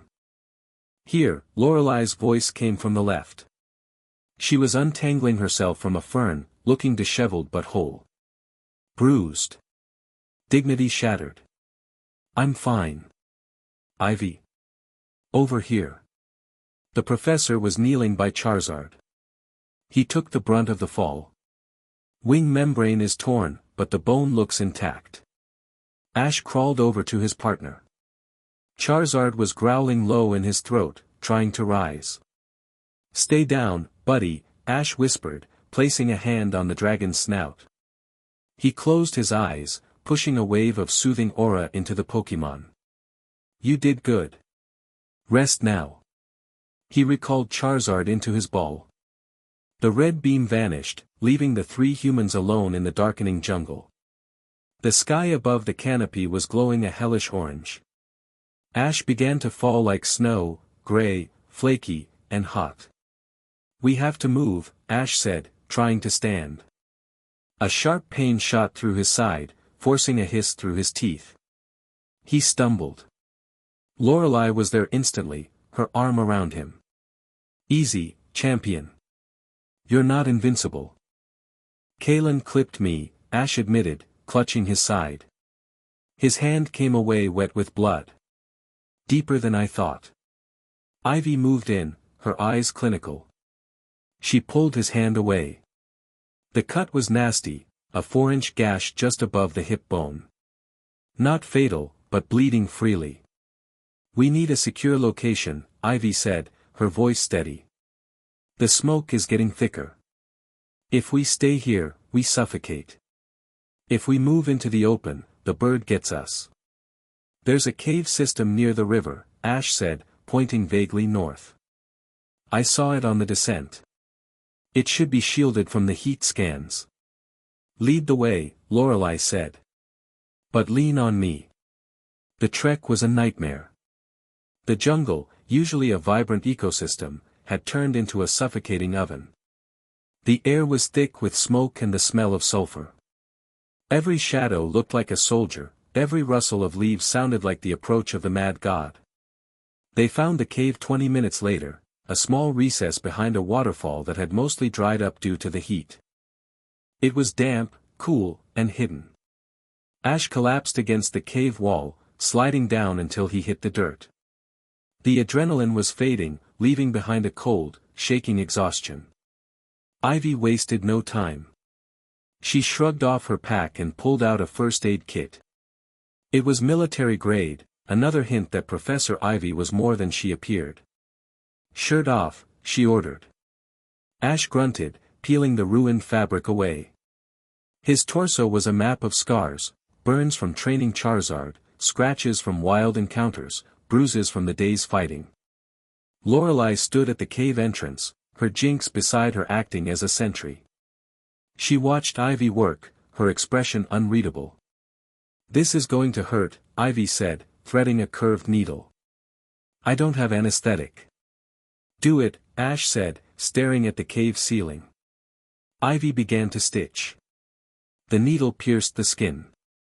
Ash's muscles seized, his jaw tightening until the tendons stood out, but he didn't make a sound.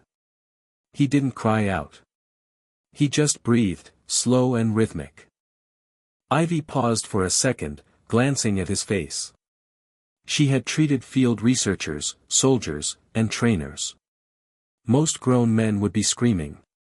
This boy was treating surgery like meditation. "You've done this before," Ivy murmured, tying off a stitch. "Field medicine is part of the job," Ash said, his voice strained. "No," Ivy said, wiping the blood away with an antiseptic wipe. Her touch lingered on his skin, gentle despite the harsh circumstances. "This level of pain tolerance isn't training. It's trauma." Ash looked at her then. His eyes were dark, dilated in the dim light. "If I stop, people get hurt. Pokémon get hurt. Pain is just information. It tells me I'm still alive to fight." Ivy stopped. She looked at the young man, the sheer, raw will radiating off him. It was intoxicating. It wasn't the bravado of a hero, it was the quiet endurance of a survivor. She leaned in closer to check the dressing. Their faces were inches apart. Ash didn't pull away. He smelled of smoke and sweat, but underneath, there was that scent of ozone, the smell of a storm waiting to break. "You don't have to carry the whole world, Ash," she whispered. "Someone has to," he replied. For a moment, the war outside didn't exist. There was just the damp cave, the sound of their breathing, and the magnetic pull between them. Ivy's gaze dropped to his lips. "Ash," Lorelei's voice cut through the moment. It was sharp, brittle. They broke eye contact. Ivy cleared her throat, pulling back and taping the bandage. You're good. Keep it dry." Ash nodded, a faint flush on his cheeks. He looked toward the entrance. Lorelei was watching them, her silhouette framed by the orange glow outside. She wasn't angry. She looked lonely. And possessive. Ash stood up, wincing slightly. He walked over to Lorelei. "Report?" he asked. Lorelei didn't look at him immediately. She kept her eyes on the burning jungle. "The fire is spreading. Moltres is circling the island. It's dropping fireballs randomly. It's not hunting anymore, Ash. It's just destroying." She turned to him. The firelight reflected in her glasses. "You and the professor seem to work well together." "She saved my life," Ash said simply. "I saved your life twice," Lorelei countered, stepping closer. She reached out, adjusting the collar of his jacket, her fingers grazing his neck. Her hand was cool, a stark contrast to the heat. "Don't forget who froze the ocean for you." "I haven't forgotten," Ash said softly. He caught her hand. He didn't let go. Lorelei froze. She looked down at their joined hands, then up at him. The jealousy melted into something softer, something vulnerable. We're trapped, Ash, she whispered. Kalen will be regrouping. The bird is insane. We can't fight a legendary in this condition. We don't fight it, Ash said. He squeezed her hand, then released it to turn back to the group. We talk to it. Talk to it?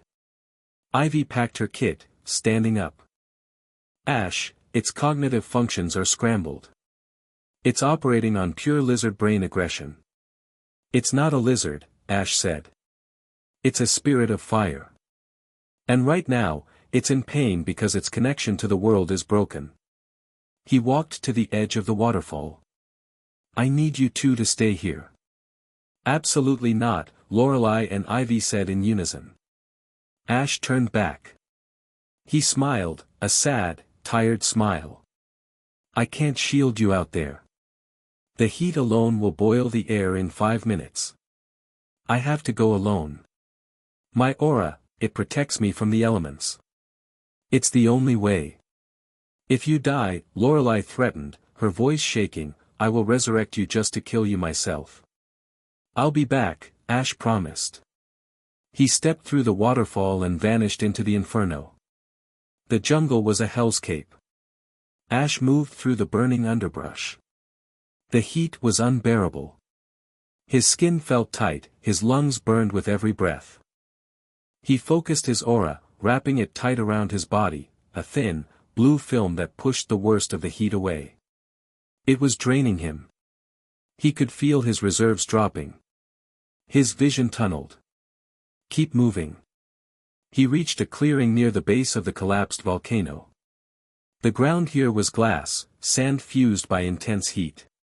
Above him, the sky screamed. Molters descended. It landed on a jagged ridge of rock, its talons crushing the stone.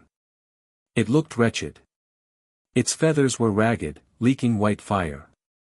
It thrashed its head, screeching at unseen enemies. Ash walked into the open. Molters. The bird froze. Its head snapped toward him. For a second, there was silence. Then, the bird roared and unleashed a stream of fire directly at him. Ash didn't dodge. He threw his hands up. Protect. He poured everything he had into a shield. The blue dome materialized. The fire hit it. The world turned white. Ash screamed. The heat was penetrating the shield.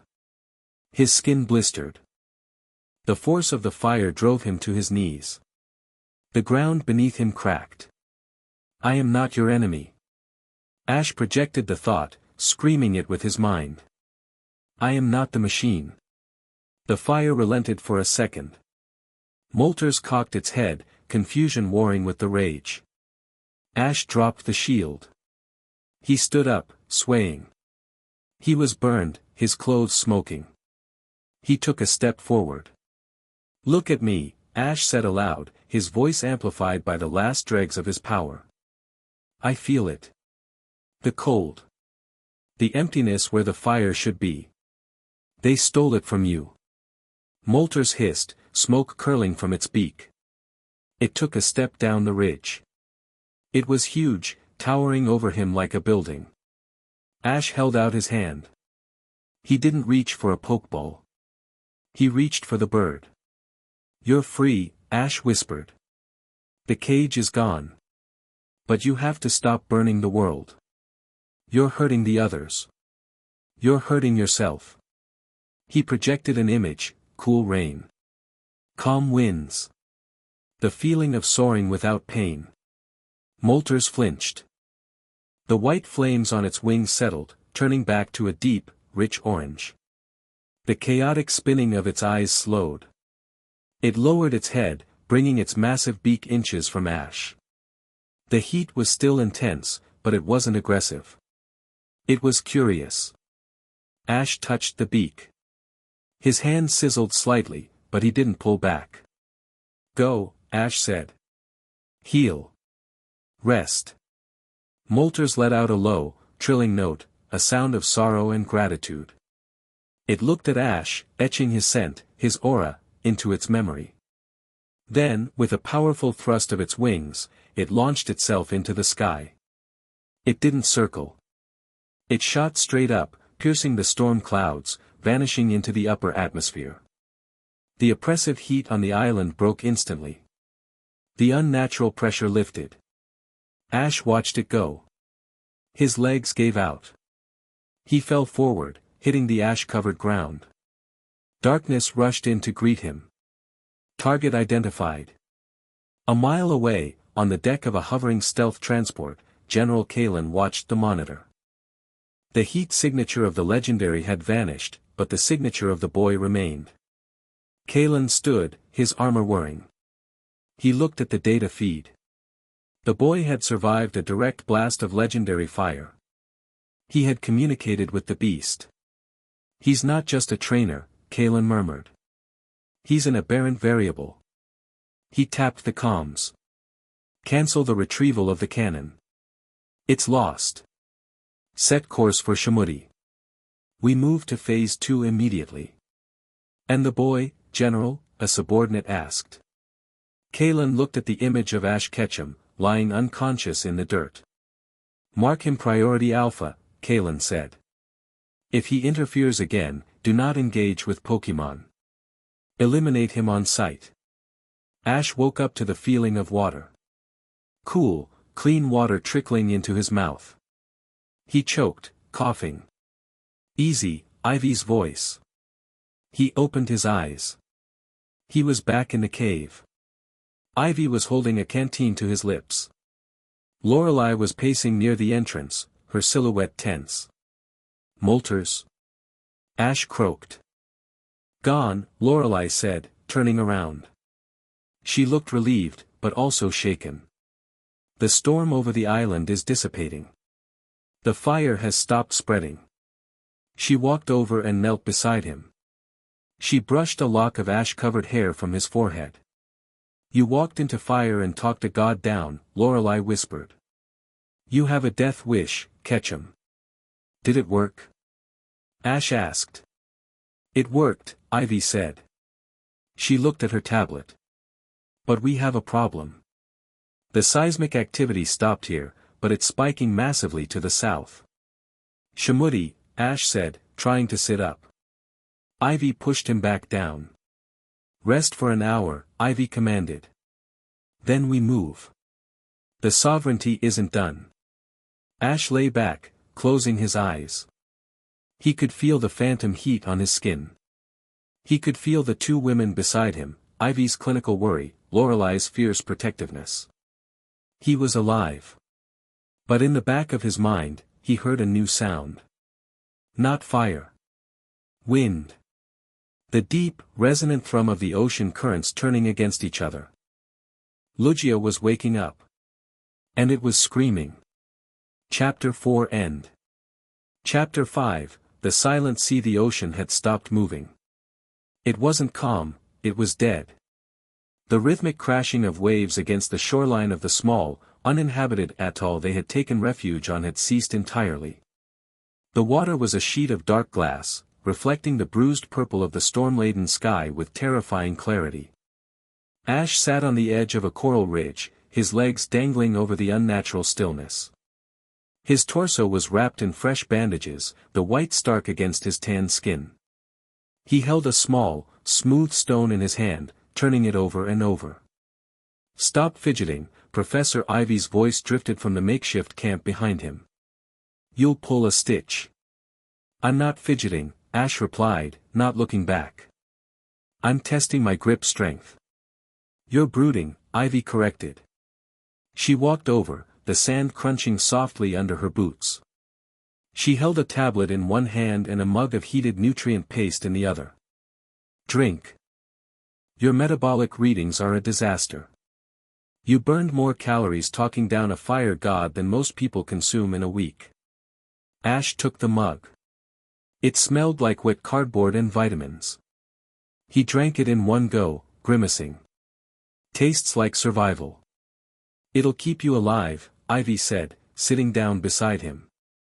She looked out at the silent sea. Her face, usually alight with scientific curiosity, was drawn and tired. The currents have stalled, Ash. The oceanic conveyor belt, it's shutting down. Because of molters. Because of the imbalance, she explained. Molters is free, but it's weak. Zapdos and Articuno are agitated. The chaotic energy is creating a pressure lock. The ocean doesn't know which way to flow, so it stopped. Ash crushed the stone in his hand. It crumbled into dust. Ivy watched the dust fall from his fingers. She didn't flinch. You're recovering fast. Faster than humanly possible. I've always healed quick, Ash muttered. Not like this, Ivy said softly. She reached out, her fingers tracing the edge of the bandage on his ribs. Your cellular regeneration is accelerating. The aura, it's not just a tool you use. It's changing you. Ash looked at her. Her violet eyes were searching his, looking for the boy beneath the power. Does it scare you? Ash asked. Ivy smiled, a small, crooked thing. I'm a scientist, Ash. We don't get scared of new discoveries. We get obsessed. Don't get too obsessed, a cool voice interjected. He's high maintenance. Lorelei emerged from the tree lean. She had shed her Elite Four blazer. She wore a simple black tank top and her skirt, her red hair tied back in a severe ponytail. She looked stripped down, no cameras, no crowds, no persona. Just the woman.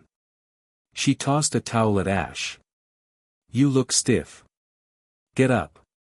Ash caught the towel. I'm resting. Doctor's orders. The doctor is worried about your stitches, Lorelei said, walking past him to the flat stretch of hard-packed sand near the water. I'm worried about your head. You're thinking too much. When you think, you get hesitant. And hesitation gets you killed. She turned, raising her hands. Spar with me. Ash blinked. You want a Pokemon battle? Now. My team is exhausted. No Pokemon, Lorelei said. She adjusted her stance, feet shoulder-width apart, hands open. You. Me. Hand to hand. Ivy raised an eyebrow but didn't intervene. She tapped her tablet, recording. Ash stood up slowly. Lorelei, I'm not going to fight you. You're. I'm what? Lorelei's eyes flashed dangerously behind her glasses. A woman? Older than you? An intellectual who stands in the back and blasts things with ice beam? She lunged. It wasn't a clumsy strike. It was a blur of motion. She closed the 10 feet between them instantly, driving a palm strike toward his chest. Ash reacted on instinct. He twisted his body, the air hissing as her hand missed his sternum by an inch. He grabbed her wrist to restrain her. Mistake. Lorelei used his grip against him. She pivoted, using her hip as a fulcrum, and threw him. Ash hit the sand hard. He rolled, coming up in a crouch, sand sticking to his sweat-dampened skin. First rule of the Elite Four, Lorelei said, not even breathing hard. We are the last line of defense. If our Pokemon fall, we don't surrender. We fight. She beckoned him. Come on, champion. Show me you're not just a battery for that lizard. Ash's eyes narrowed. The lethargy of the last few hours evaporated, replaced by a spark of irritation. And something else. A challenge. He moved. He didn't use aura. He used the agility that had allowed him to outrun flocks of Spearow and dodge Charizard's temper tantrums. He feinted a high kick, then dropped low, sweeping for her legs. Lorelei jumped, agile as a cat, and brought her heel down in an axe kick. Ash rolled left, springing off his hands to launch a jab at her shoulder. She blocked it, the impact sounding like a crack of wood. They traded blows, a dance of violence on the silent beach. Lorelei was technical, disciplined, her movements efficient and fluid like water. Ash was raw, explosive, unpredictable. He drove her back toward the water. She deflected a punch, grabbed his collar, and kneed him in the stomach. Ash grunted, the air leaving his lungs. But he didn't stop. He hooked his leg behind hers and tackled her. They went down into the shallow surf. The water was freezing. Ash ended up on top, pinning her wrists to the sand. Both of them were soaked, chests heaving, water lapping at their waists. "Yield," Ash gasped, water dripping from his hair onto her face. Lorelei looked up at him. Her glasses were gone, lost in the scuffle. Her eyes were wide, the pupils dilated. She wasn't fighting anymore. She was staring at him with an intensity that burned hotter than a fire blast. "Make me," she whispered. The air between them changed. The violence shifted into something electric. Ash looked at her, the water droplets on her pale skin, the fire in her eyes, the way her body felt solid and real beneath his. He realized, with a sudden, jarring clarity, that he wasn't just holding down a rival. He was holding a woman who had saved his life, who challenged him, who saw him not as a child but as an equal. He lowered his head. Lorelei met him halfway. The kiss was desperate. It tasted of salt and adrenaline. Lorelei freed a hand, tangling her fingers in his wet hair, pulling him closer, deepening the contact. It wasn't tentative. It was a collision of two forces that had been orbiting each other for days. Ash groaned low in his throat, the sound vibrating against her lips. He kissed her like he fought, with total focus, with an overwhelming intensity. They broke apart for air, foreheads resting against each other. "I've wanted to do that," Lorelei admitted, her voice husky, "since you jumped off that dragon and told an admiral to go to hell." Ash laughed, a breathless sound. "That's a weird criteria for attraction." "I like dangerous things," Lorelei murmured. She ran a thumb over his bottom lip. "And you, Ash Ketchum, are the most dangerous thing in these islands." Ahem. They froze. Ash lifted his head. Professor Ivy was standing at the water's edge. She had retrieved Lorelei's glasses. She wasn't looking away. She was watching them with a calm, analytical expression. Ash scrambled off Lorelei, splashing back into the sand. "Ivy, relax," Ivy said. She walked over, handing Lorelei her glasses. "I'm a biologist, Ash. I understand pheromones and high-stress bonding." It was inevitable. Lorelei put her glasses on, regaining her composure instantly, though her cheeks were flushed. "Inevitable? You two are elemental," Ivy said, sitting on a piece of driftwood. "Fire and ice. It creates a storm. It's fascinating." She looked at Ash, then at the empty space beside her on the log. "Sit." Ash sat. Lorelei sat on his other side. The trio formed a small, tight circle against the backdrop of the dead ocean. "I'm not just observing," Ivy said quietly, looking at her hands. "I envy it." Ash turned to her. "Envy what?" "The certainty," Ivy said. She looked up, her violet eyes vulnerable. "You act without doubt. You feel without filter. I live in data points and probabilities. When the volcano blew, I wasn't thinking about the data. I was thinking that I didn't want to die without knowing what it felt like to be that alive." Ash reached out, taking Ivy's hand. It was smaller than Lorelei's, rough with calluses from lab work. "You're not just data, Ivy," Ash said. "You hacked the sovereignty. You flew on Charizard. You're one of us." Ivy looked at his hand, then up at his face.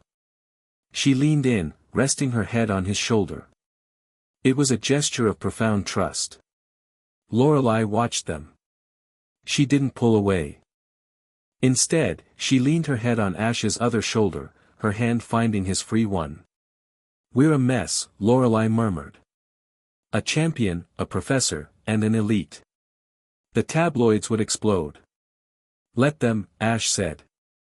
He felt a sense of peace settle over him, a rare, quiet moment in the eye of the hurricane. He was anchored by these two women. One grounded him in reality, the other pushed him to his limits. He needed both. Ash, Ivy said, her voice muffled against his wet shirt. Look at the sand. Ash looked down. The black volcanic sand wasn't just wet. It was white. He frowned, reaching out to touch a fleck that had landed on his knee. It didn't brush off. It melted. Snow, Ash whispered. He looked up. It was snowing. Here, in the tropical heart of the Orange Archipelago, where the temperature rarely dropped below 70 degrees, fat, silent flakes of snow were drifting down from the purple clouds. The peace shattered. It's starting, Lorelei said, standing up and brushing the snow from her arms. She shivered, and this time, the cold bothered her. The atmospheric inversion. The currents have stopped, so the heat exchange is broken. The equator is freezing. And the poles will burn, Ivy added, her face pale. She tapped her tablet furiously. Satellite imaging confirms it. There are blizzards reporting in Hoenn. Heatwaves in Sinnoh. The planet is regulating temperature by flipping the extremes. It's not just weather, Ash said. He stood up, walking to the water's edge. The snow hissed as it hit the ocean surface. He closed his eyes. The headache that had been lurking behind his eyes for hours suddenly drove a spike into his brain. Help. It wasn't a word. It was a feeling. A sensation of drowning. Of heavy chains. Of a song being choked off. Ash fell to his knees, clutching his head. Ash. Lorelei and Ivy were at his side instantly.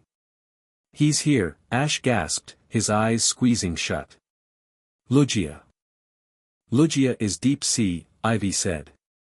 It shouldn't be communicating unless. Unless it's being hunted, Ash finished. He opened his eyes. They were glowing, a bright, painful blue. The currents, they bind me. The iron, cold. The voice in his head was ancient, vast, and terrified. It showed him an image. Darkness. Immense pressure. A trench deep below the surface. And lights, hundreds of artificial lights piercing the gloom.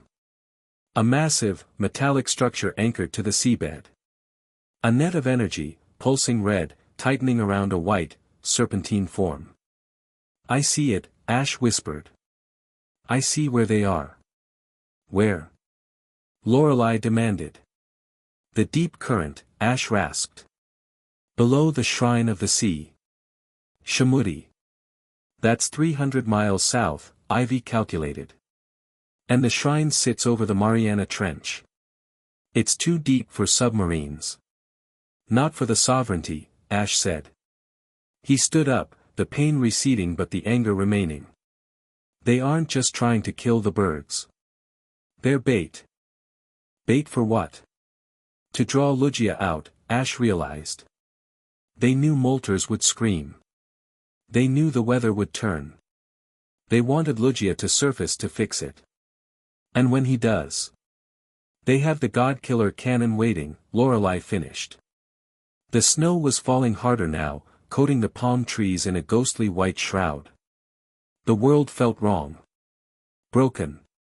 Ash turned to his companions. The romance, the moment of peace, it was gone. Replaced by the cold reality of the war they were fighting. We have to get to Shamudi, Ash said. How? Ivy asked. The ocean is dead calm. No wind for sailing. And Charizard can't carry 3 of us that far without rest, not with his wing injured. Ash looked at the sea. We don't sail, Ash said. We ride. He walked into the surf, ignoring the cold.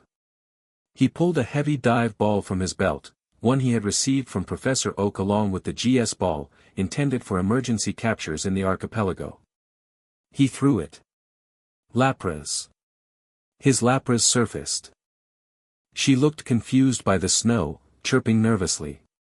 Lorelei, Ash said, turning to her. Call yours.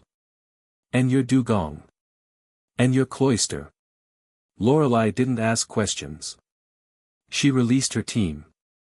The water churned with powerful sea Pokemon. Ivy, Ash said. You said you can hack their frequency. The control signals. If I get close enough, yes. Good. Ash pointed to the south. We're going to form a convoy. We chain the Pokemon together. We use the calm water to our advantage. No waves means no resistance. We can hit top speed.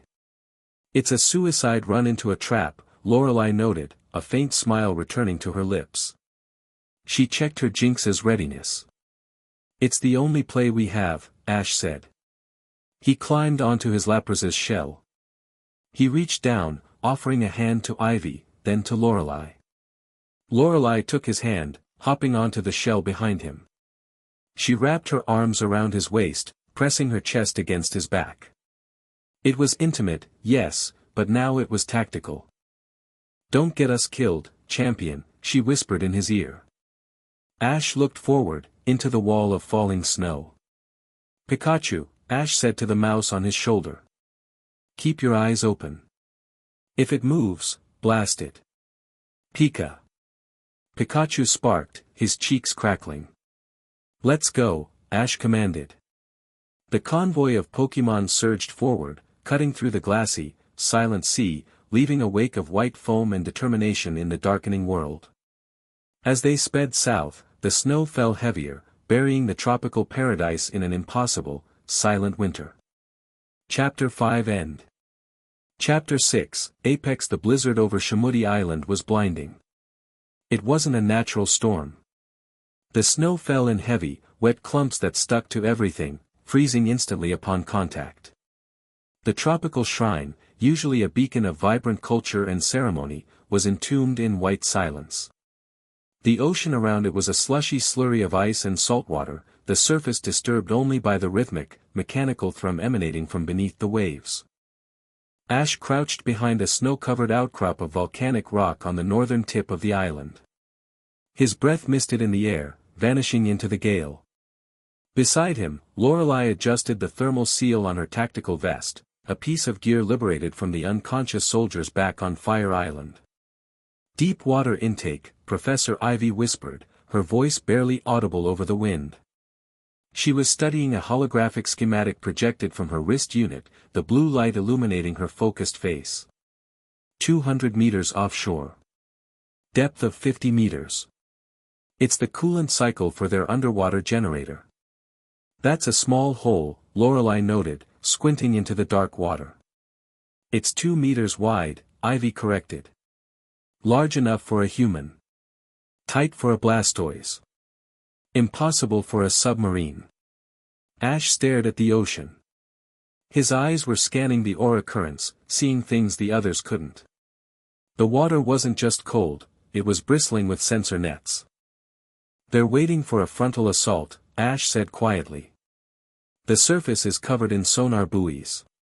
If we take the Pokemon in, they'll detect the biological signatures before we get within a mile. So we swim, Lorelei said. She didn't sound enthusiastic.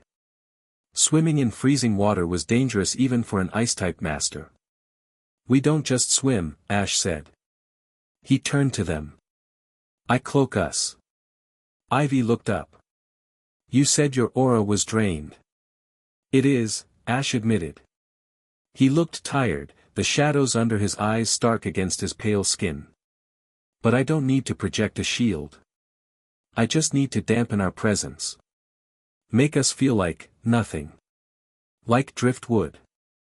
If you overexert yourself down there, you drown, Lorelei warned, her hand gripping his shoulder. And I can't do CPR underwater. Then let's be fast, Ash said. He stripped off his heavy jacket, leaving him in a black undershirt. The cold bit immediately, but he ignored it. He clipped a rebreather, another piece of stolen tech, to his belt. Ready? Lorelei shed her coat, shivering once before her discipline took over. Ivy followed suit. They looked like a ragtag commando unit, a teenager, a scientist, and an elite four, standing on the edge of the world. In and out, Ash said. We find the reactor. We blow it. We leave. They dived. The shock of the water was like a physical blow. Ash forced his muscles to relax. Panic consumed oxygen. He focused on the beat of his heart, slowing it down, pushing that calmness outward to envelope Lorelei and Ivy. He visualized them as part of the ocean, cold, drifting, lifeless. They swam through the murk. The lights of the underwater base loomed ahead, a sprawling complex anchored to the seabed, illuminated by harsh floodlights. It looked like a cancerous growth on the ocean floor, metal spikes driven into the coral. A patrol of mechanical Sharpedo drones glided past them. The metal sharks scanned the water with red laser grids. Ash held his breath, not just physically, but metaphysically. He pulled his aura tight, shrinking their presence until they were indistinguishable from the background radiation of the sea. The drones passed. They reached the intake vent. A massive turbine spun slowly behind a grate. Ivy moved to the front. She pulled a laser cutter from her waterproof pack. With steady hands, she sliced the hinges of the grate. Lorelei caught the metal mesh before it could clang against the pipe, gently setting it aside. They slipped inside. The current here was strong, sucking them toward the turbine. Ash grabbed Ivy's harness, anchoring her. Lorelei shot a beam of ice from her wrist, no, not her wrist, from a small pokeball she cracked open just an inch. Cloister. The ice jammed the gears of the turbine. The massive blades groaned and ground to a halt with a screech that vibrated through the water. They squeezed past the blades, emerging into a maintenance pool. They broke the surface, gasping for air. Ash hauled himself onto the metal grating of the walkway, instantly scanning the room. Empty. Just the drone of machinery. We're in, he whispered. Lorelei climbed up, wringing out her hair. That was too easy. The hard part is staying alive, Ivy said, checking her data pad. We are in Sector 4. Waste processing and biological storage. The main reactor is in Sector 1, dead center. What's biological storage? Ash asked. The term made the hair on his arms stand up. I don't know, Ivy said grimly. But the energy readings coming from there are wrong. Distorted. Lead the way, Ash said. He reached for a pokeball. Pikachu, on me. Keep it quiet. Pikachu materialized, shaking dry his fur. He sensed the tension immediately, his ears flattening against his skull. He didn't say a word, just took his position on Ash's shoulder, tail twitching. They moved through the corridors. The base was sterile, white walls and steel floors, humming with the sound of high-voltage power. They turned a corner and froze. A glass wall stretched the length of the hallway. Behind it was a laboratory. Ash stopped. His breath hitched. My God, Lorelei whispered, her hand flying to her mouth. The room was filled with tanks. Inside them were Pokémon. But not normal Pokémon. There was a Machamp with hydraulic pistons replacing its arms. A Gyarados with metal plating bolted directly into its scales, its eyes removed and replaced with optical sensors. A Scyther with blades that glowed with unstable plasma energy, twitching in a drug-induced coma. They weren't being healed. They were being weaponized. Ash walked to the glass. He placed his hand on it. Inside the nearest tank was a Squirtle. It had been grown to an unnatural size, its shell cracked and fused with a generator. It floated listlessly, tubes running into its neck. Ash felt it. The faint, whimpering pulse of a soul that just wanted the pain to stop.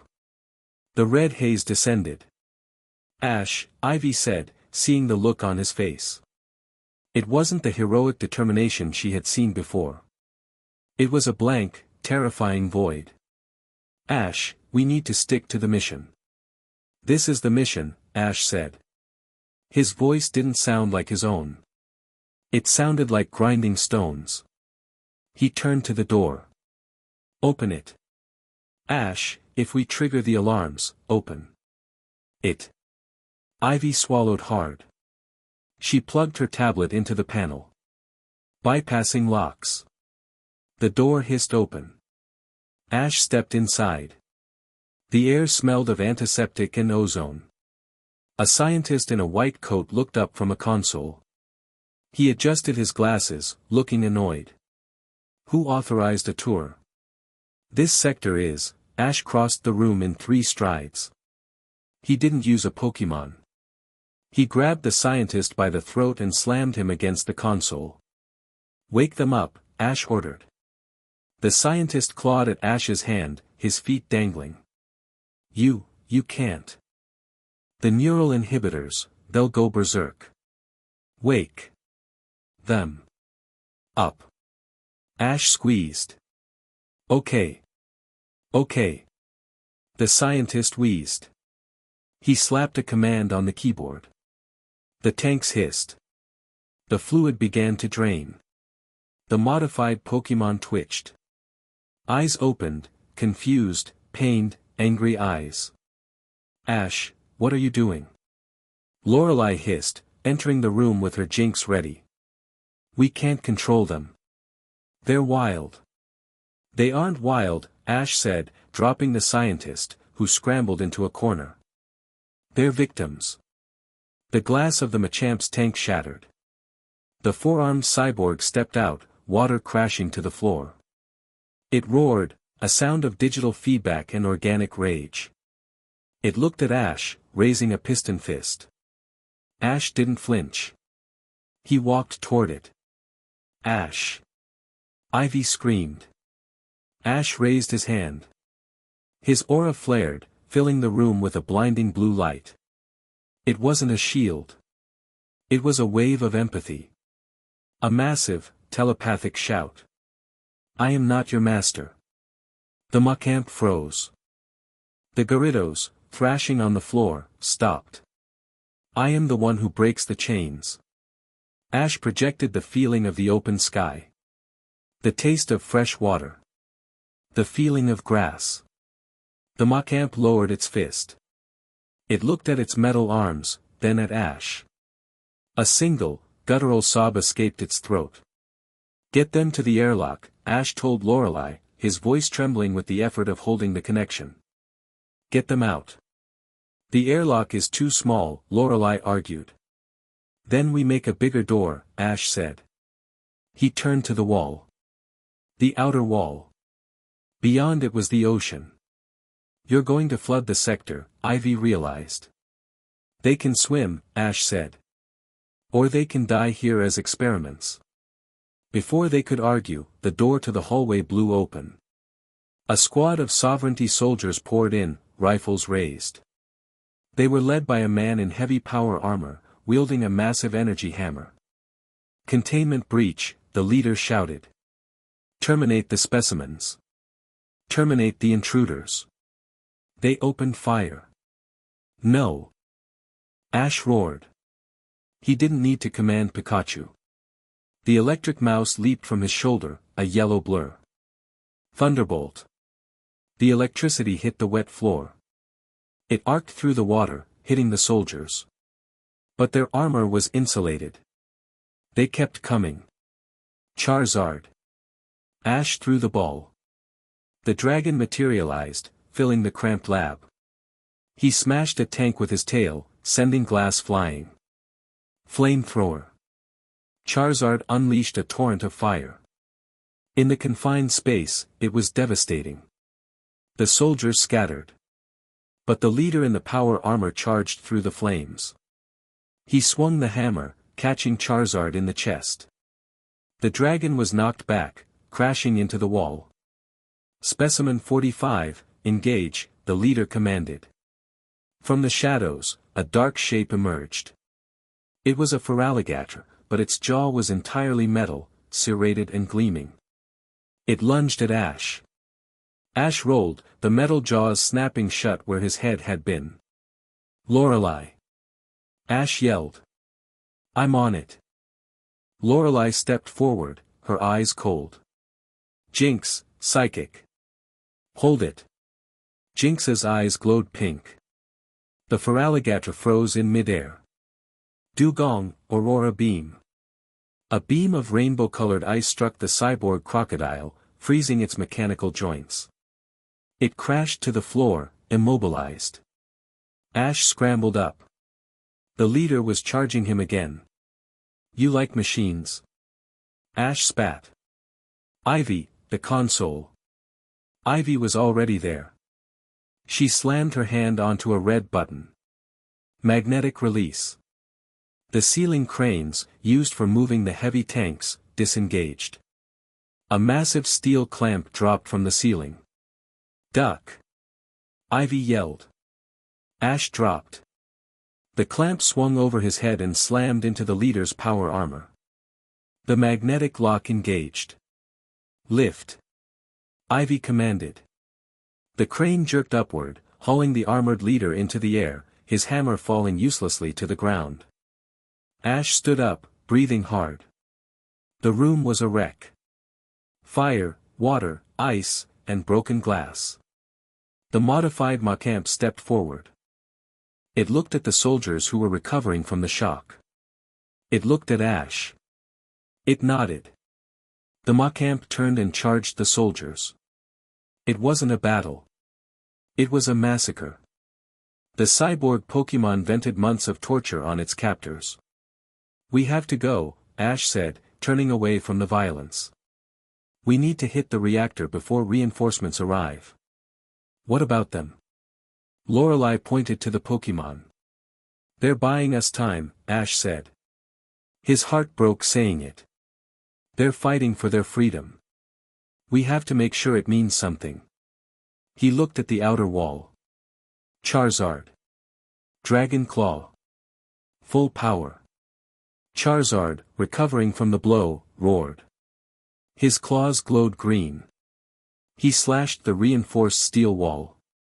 The metal groaned and buckled. A hairline fracture appeared. A jet of high-pressure water hissed through. Go! Ash yelled to the cyborg Pokemon.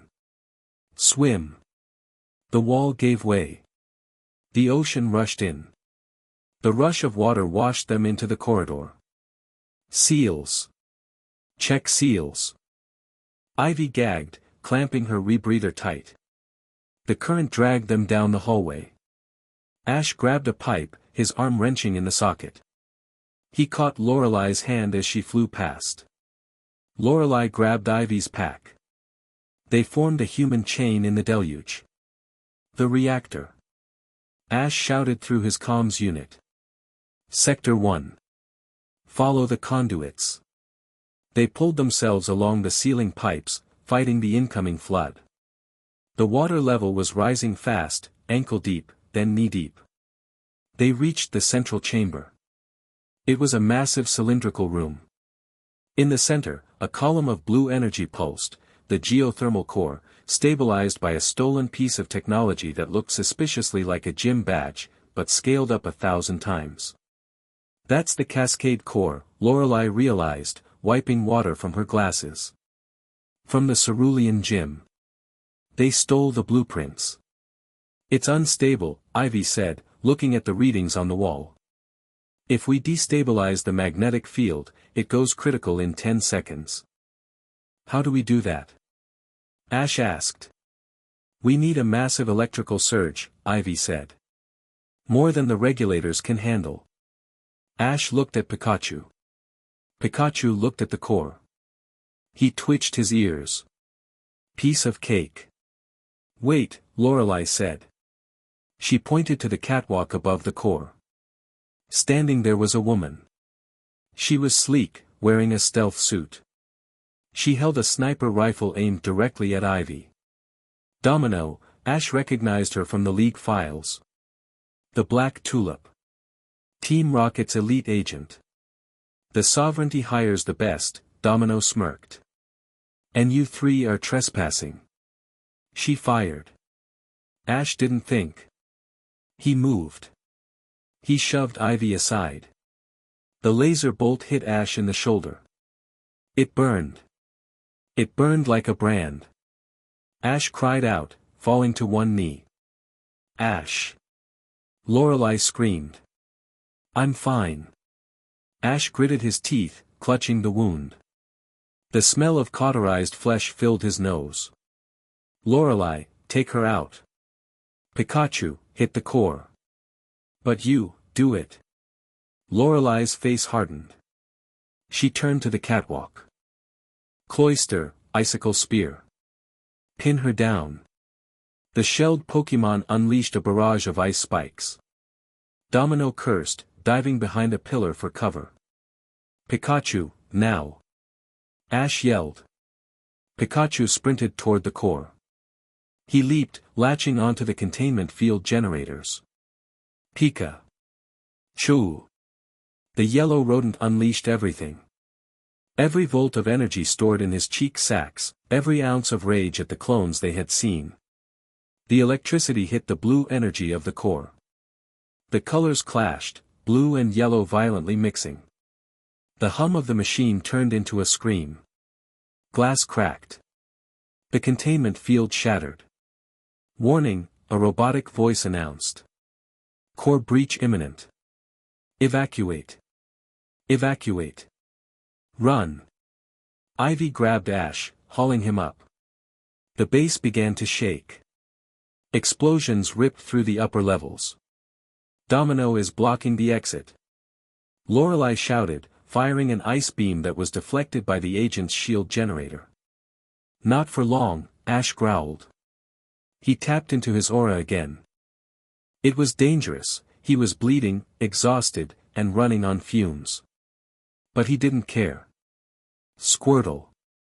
Hydro pump. Ash released the turtle Pokémon. Lorelei. Freeze the water.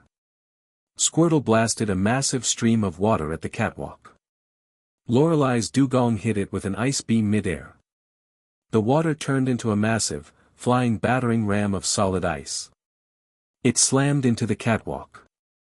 The metal sheared. Domino screamed as the platform collapsed, sending her plummeting into the dark water rising below. Exit clear. Ash yelled. They sprinted. The corridor behind them exploded. Fire chased them, hot and angry. They burst into the submarine docking bay. The water was churning violently. The ceiling was collapsing. No subs. Ivy shouted.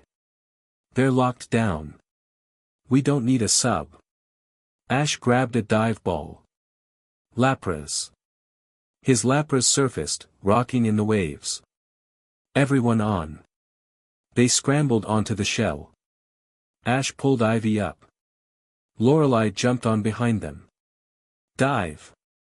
Ash commanded. Get us out. Lapras didn't hesitate. She took a massive breath and submerged.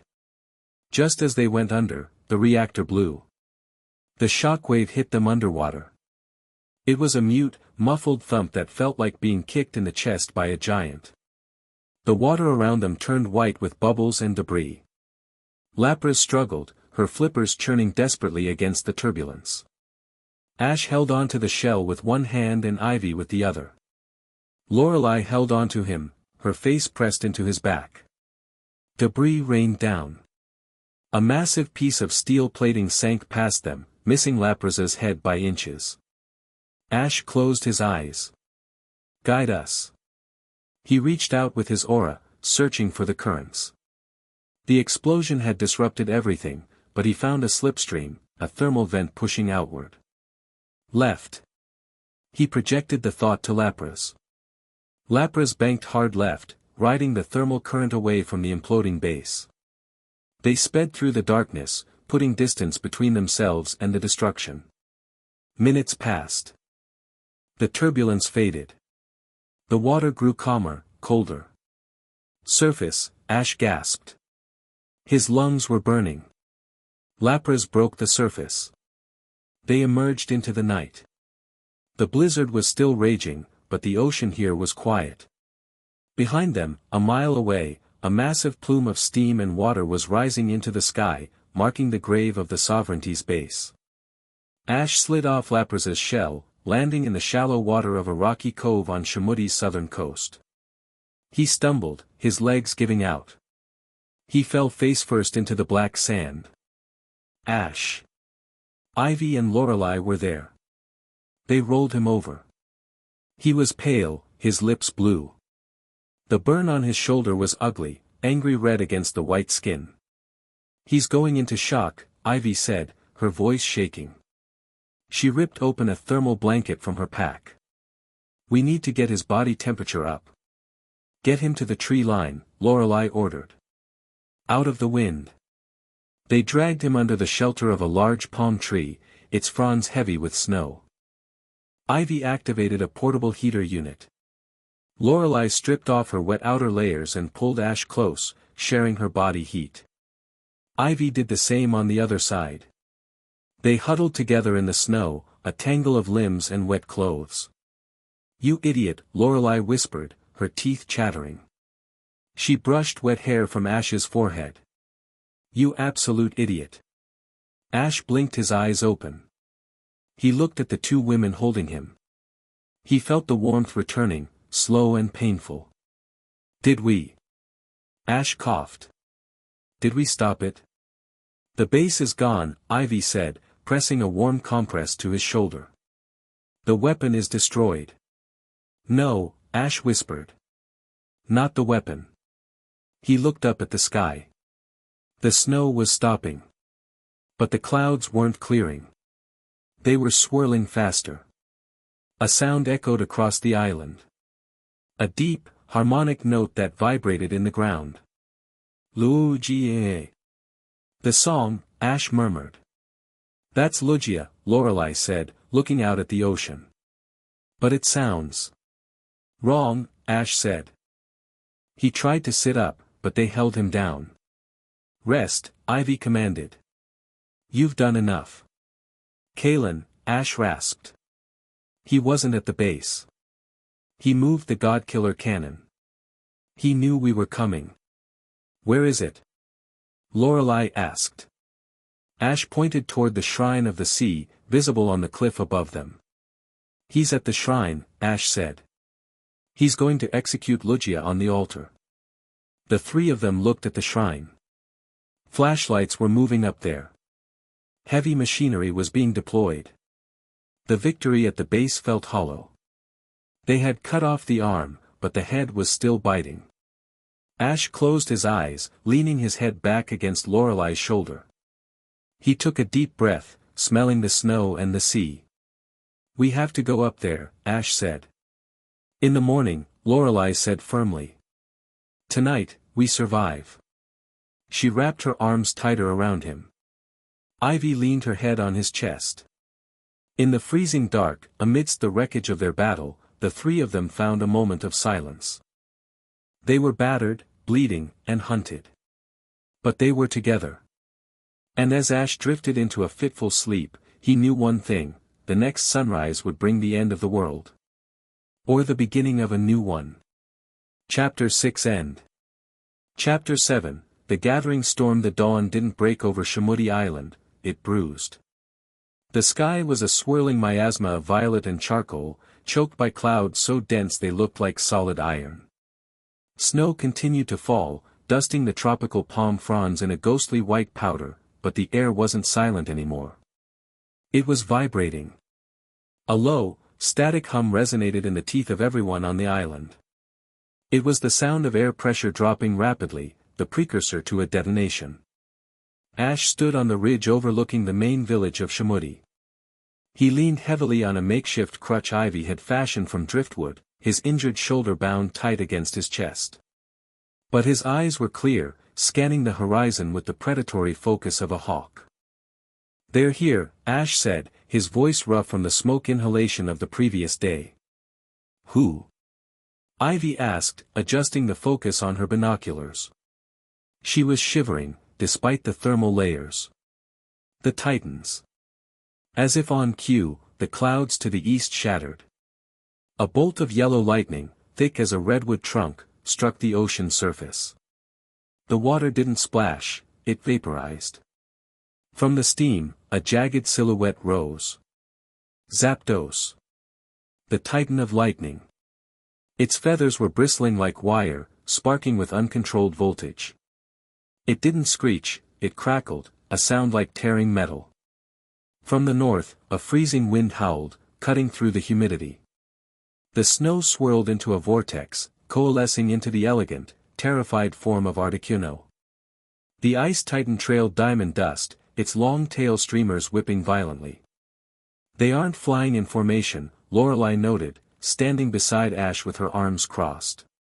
Her face was grim. They're circling each other. That's territorial behavior. It's artificial, Ivy said, tapping her tablet furiously. Look at the readings. Their brainwaves are syncing with an external frequency. Someone is broadcasting a localized aggression signal. They aren't just angry, they're being driven into a psychotic rage. Ash pointed toward the Shrine of the Sea, perched high on the central cliff. The ancient stone structure was now surrounded by scaffolding and high-tech battlements. Kalen, Ash spat the name. He's turned the shrine into a gladiator pit. He wants them to kill each other so he can clean up the survivor. A chirp from Lorelei's belt interrupted them. Her poke gear was flashing red. High priority clearance. She picked it up. A holographic projection flickered to life, an older man with a white beard and a panicked expression. President Goodshow of the Pokemon League. Lorelei. Thank Arceus. We lost telemetry on the Vanguard. Admiral Vance is missing. What is happening down there? The Iron Sovereignty has occupied Shamudi, Lorelei reported, her voice professional and cold. They have weaponized the local geography and are engaging the legendary birds. We require immediate heavy support. Lance, Agatha, anyone. Impossible, Goodshow said, his image flickering. The storms are global, Lorelei. Kanto is under 3 feet of snow. Johto is experiencing earthquakes.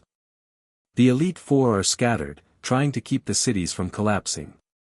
We cannot send aid. He paused, looking down at a datapad off-screen.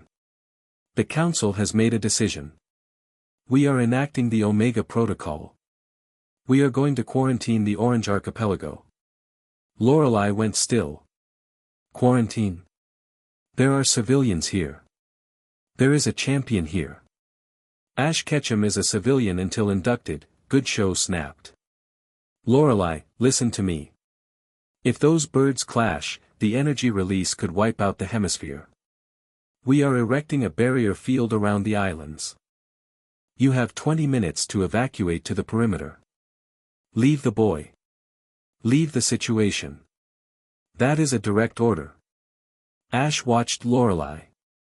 He didn't speak. He didn't beg. He just waited. Lorelei looked at the hologram. Then she looked at Ash. She saw the bandages, the dirt on his face, the absolute refusal to back down in his eyes. She looked at Ivy, who was already loading a fresh clip into her energy rifle. President, Lorelei said softly. Yes, Lorelei. I am currently looking at a 17-year-old boy who walked into a volcano to save a god, she said. He hasn't slept in 2 days. He is bleeding. And he is currently the only thing standing between you and the apocalypse. Lorelei, don't do this. You want me to retreat? Lorelei unpinned the Elite Four badge from her lapel. It was gold, heavy, and represented a lifetime of achievement. She tossed it off the cliff. It vanished into the snow. I resign, she said. Lorelei. She crushed the poke gear in her hand, silencing the transmission. The silence on the ridge was deafening. You didn't have to do that, Ash said quietly. Lorelei turned to him. A small, dangerous smile played on her lips. I hate paperwork anyway. Besides, I think I look better as a rogue agent. Don't you? Ash grinned, the expression reaching his eyes for the first time that morning. Definitely. Alright, enough flirting, Ivy cut in, though she looked pleased. If we're going to save the world, we need a plan. The sovereignty is broadcasting that aggression signal from 3 points. Triangulation. She pulled up a map of the island. Tower Alpha, the old lighthouse on the rocky promontory. Tower Beta, the grand hotel roof in the tourist district. Tower Gamma, the shrine itself. We have to hit them simultaneously, Ash deduced. If we take down one, they'll boost the power to the others. Exactly, Ivy said. We split up. I'll take the hotel, Lorelei said immediately. It's urban combat. Close quarters. My element. I'll take the lighthouse, Ivy said. It's remote, likely automated defenses. I can hack it or blow it up. Preferably both. That leaves the shrine, Ash said. He looked up at the cliff, where the massive cannon barrel was visible, tracking the birds in the sky. And Kaelin. Ash, you're injured, Ivy argued. You can barely walk without that crutch. I have Charizard, Ash said. And I have something Kaelin doesn't. What? I know the terrain, Ash said, touching the aura sensors in his mind. The island is alive, Ivy. It hates what they're doing to it. I can use that. He looked at his 2 partners. Sync watches, Ash commanded. We hit the targets in 30 minutes. When the towers fall, I go for the cannon. Lorelei stepped forward, grabbing Ash by the front of his shirt. She pulled him down for a fierce, searing kiss. Don't die, she commanded, releasing him. Ivy stepped up next, pressing a small device into his hand. Signal jammer. If you get close to the cannon, slap this on the control panel. It won't stop it, but it will delay the firing sequence. She kissed his cheek, lingering for a second. Come back to us. Count on it, Ash said. They broke apart. The Storm Sovereign's team scattered into the wind. Target Beta, the Grand Hotel Shamudi was a marvel of architecture, a sprawling, white marble resort that usually hosted the wealthy elite of the Pokémon world. Now, it was a fortress. Lorelei didn't sneak in. She walked through the front doors. The lobby was filled with sovereignty soldiers. They were setting up barricades, terrified of the lightning storm raging outside. When the glass doors shattered inward, coating the marble floor in frost, they froze. Mist rolled in. Thick, unnatural fog. Gentlemen, Lorelei's voice echoed from everywhere and nowhere. Checkout time. Open fire, the squad leader screamed. Laser blasts cut through the fog, hitting nothing. From the mist, a Jinx appeared. She didn't look comical. She looked terrifying, her eyes glowing with psychic power. She raised a hand, and 3 soldiers were lifted into the air, their weapons crushed by invisible force. Cloister, icicle spear, Lorelei commanded from the shadows. Icicles the size of javelins erupted from the fog, pinning soldiers to the walls by their armor. Lorelei stepped into the light. She moved with the grace of a dancer and the brutality of an executioner. A soldier charged her with a stun baton. She ducked, grabbed his arm, and let the ambient cold of her aura freeze the joints of his armor. He collapsed, stiff as a board. Roof access, she asked the frozen man, tapping his helmet. Now. He couldn't speak, but his eyes darted to the elevators. Thank you. She strode to the elevator bank. The doors were locked. Lapras, ice beam. Break the lock. Her Lapras materialized, blasting the doors open. Lorelei stepped into the shaft. She didn't wait for the car. She stood on a platform of ice created by her dugong and rode it up the shaft, rising 20 floors in seconds. She burst onto the roof. The wind here was hurricane force. In the center of the helipad, a massive metal pylon pulsed with red light. Guarding it were 3 trainers. Elite operatives. They released their Pokémon, a Tyranitar, a Metagross, and a Salamence. Pseudo-legendaries. The best money could buy. "You're out of your league, Ice Queen," the operative with the Tyranitar shouted. Lorelei adjusted her glasses. The wind whipped her red hair around her face. She looked at the three powerhouses. Then she looked at the storm above. "You brought a Sandstream user to a blizzard?" Lorelei asked, her voice mocking. "Tactical error." She threw 2 balls. "Slowbro. Walrein. Teach them what winter feels like." The battle was instant and violent.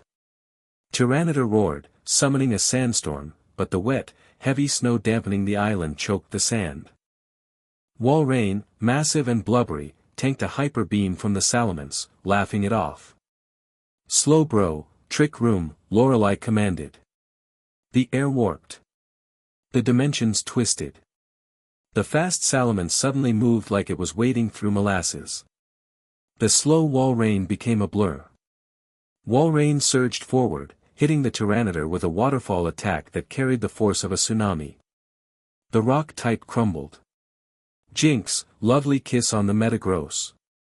The psychic humanoid floated past the steel spider, planting a kiss on its metal forehead. The Metagross slumped, asleep instantly. Lorelei walked past the battle, her heels clicking on the roof tiles. The operatives tried to intercept her. She froze the ground beneath their feet, sending them sliding off the edge of the helipad into the safety netting below. She stood before the tower. It hummed with malicious energy. "Game over," she whispered. Lapras, sheer cold. Absolute zero hit the machinery. The metal didn't just break, it shattered into dust. Target Beta neutralized. Target Alpha, the lighthouse Professor Ivy was not a combatant. She knew this. She didn't have the muscle memory of a trainer or the raw power of a champion. But she understood systems. She crouched in the bushes at the base of the lighthouse. The entrance was guarded by automated turrets, sentry guns with motion trackers. "Thermal tracking," Ivy muttered, checking her scanner. "Predictable." She reached into her pack and pulled out a canister. It wasn't a smoke grenade. It was a canister of liquid nitrogen she had salvaged from the underwater base's cooling supply. "Squirtle," she whispered to the Pokémon Ash had lent her for protection. "Can you throw this?" Squirtle nodded, weighing the canister. Squirt. High arc. Right over the sensors. Squirtle spun and launched the canister. Ivy raised her rifle. She was a biologist, but she had good aim. She fired a single energy shot. It hit the canister in midair directly above the turrets. The liquid nitrogen exploded downward, a cloud of supercooled gas. The thermal sensors were instantly blinded, the rapid temperature drop confusing the targeting AI. "Go!" Ivy sprinted. She bypassed the frozen guns and kicked open the maintenance door. The interior of the lighthouse was gutted, filled with servers and cables. A single technician sat at a terminal, wearing noise-canceling headphones. He didn't hear the door. Ivy didn't hesitate. She walked up behind him and pressed the barrel of her rifle against the back of his chair. "Don't turn around," she said. "Hands on your head." The technician froze, slowly raising his hands. "Password for the root directory," Ivy demanded. It's encrypted." "Biometric." "I don't have time for biometrics." Ivy looked at the server stack. It was water-cooled. She looked at Squirtle. "Hydro pump. Into the server rack." "Wait," the tech screamed. "You'll fry the building." "That's the point," Ivy said. Squirtle unleashed a torrent of water. The high-voltage server sparked, sizzled, and then exploded in a shower of sparks. The lights died. The red pulse from the lighthouse antenna atop the building ceased. Ivy lowered her rifle, exhaling a breath she didn't know she was holding. Target Alpha neutralized. Target Gamma, the shrine of the sea Ash Ketchum was climbing. He had abandoned Charizard at the midway point. The anti-air flak cannons mounted on the cliff face were too dense. He was scaling the vertical rock wall of the shrine manually. His shoulder burned with every pull. His fingers were bleeding. But he kept moving. Above him, the sky was a war. Zapdos and Articuno were clashing directly over the shrine. Thunderbolts met ice beams, creating shockwaves that rattled Ash's teeth. And now, a third player had entered. Moltres. The Fire Titan, healed but still enraged by the residual signal, dove from the stratosphere. It slammed into Zapdos, a collision of fire and lightning that painted the sky in apocalyptic colors. Ash reached the lip of the cliff. He hauled himself over, rolling onto the ancient stone plaza of the shrine. It was unrecognizable. The ancient pillars were wrapped in steel cables. In the center, where the sphere of the Chosen One should be placed, stood the Godkiller cannon. It was a monstrosity of gunmetal and glowing coils, aimed not at the sky, but at the ocean below. At the spot where Lugia would surface. Standing between Ash and the cannon was General Kalen. He was wearing full combat armor now, a heavy exoskeleton that made him look like a tank. He held a helmet under his arm. "I'm impressed," Kalen said, his voice amplified by the suit. "You took down my towers. My birds are confused." He gestured to the sky. The birds were indeed slowing down, their movements erratic as the aggression signal faded. "It doesn't matter, though," Kalen smiled. "Because they've already done their job." The ocean below began to boil. A massive whirlpool formed, miles wide. From the center, a column of water rose, lifting a massive, silver-white shape. Lugia. The guardian of the seas rose from the depths. It was magnificent, its wings spanning wide enough to block out the sun. But it was sluggish. It was trapped in the chaotic currents generated by the fighting birds. "Lugia!" Ash screamed, limping forward. "Get back! It's a trap." Lugia turned its head, its soulful eyes locking onto Ash. "Chosen One, the song, fails." "Fire," Kalen commanded. Ash lunged. No. He was too far away. The Godkiller cannon fired. It wasn't a laser. It was a condensed sphere of anti-energy, a black hole in bullet form. It moved faster than sound. It didn't hit Lugia. At the last second, Zapdos, disoriented and thrashing, swooped low to attack a sovereignty drone. The shot hit Zapdos. There was no explosion. There was a sound like glass breaking, magnified 1,000,000 times. Zapdos froze in midair. Its yellow feathers turned gray. The lightning surrounding it vanished. Its eyes went dark. The Titan of Lightning fell. It dropped from the sky like a stone, crashing into the ice shelf below the cliff with a sickening thud. The world went silent. The static in the air vanished. The thunder stopped. "Missed," Kalen muttered, checking his readout. "But acceptable. One down." Ash stood frozen, staring at the fallen bird. He felt the death through his aura. It wasn't just a Pokémon fainting. It was a fundamental force of nature being deleted. The sky turned black. Not storm black. Void black. Ash turned to Kalen. The exhaustion was gone. The pain in his shoulder was gone. There was only cold, white rage. "You killed it," Ash whispered. "I liberated it," Kalen corrected, putting on his helmet. "And now, I'm going to reload." Ash reached for his belt. He didn't grab a Pokeball. He grabbed the GS ball. "Pikachu," Ash said. His voice was terrifyingly calm. "Get Ivy and Lorelei. Get them off the island." "Pika." Pikachu looked at him with fear. "Go." Ash roared. Pikachu hesitated, then bolted toward the path down the cliff. Ash walked toward Kalen. His aura flared, not blue, but a jagged, unstable white. The pressure cracked the stone beneath his feet. "You want to fight gods, General?" Ash asked, his eyes glowing. "Let's see how you handle a monster." Chapter 7 End. Chapter 8, The Fallen God. The silence that followed the fall of Zapdos was heavier than the storm. For a heartbeat, the world held its breath. The lightning that had been tearing the sky apart simply vanished, leaving behind a void of suffocating gray. The ocean below, which had been churning in a frenzy, went flat, not calm, but stunned. Then, the scream began. It didn't come from a throat. It came from the atmosphere itself. The air pressure collapsed. The wind didn't blow, it sucked, pulling everything toward the vacuum left by the Titan's demise.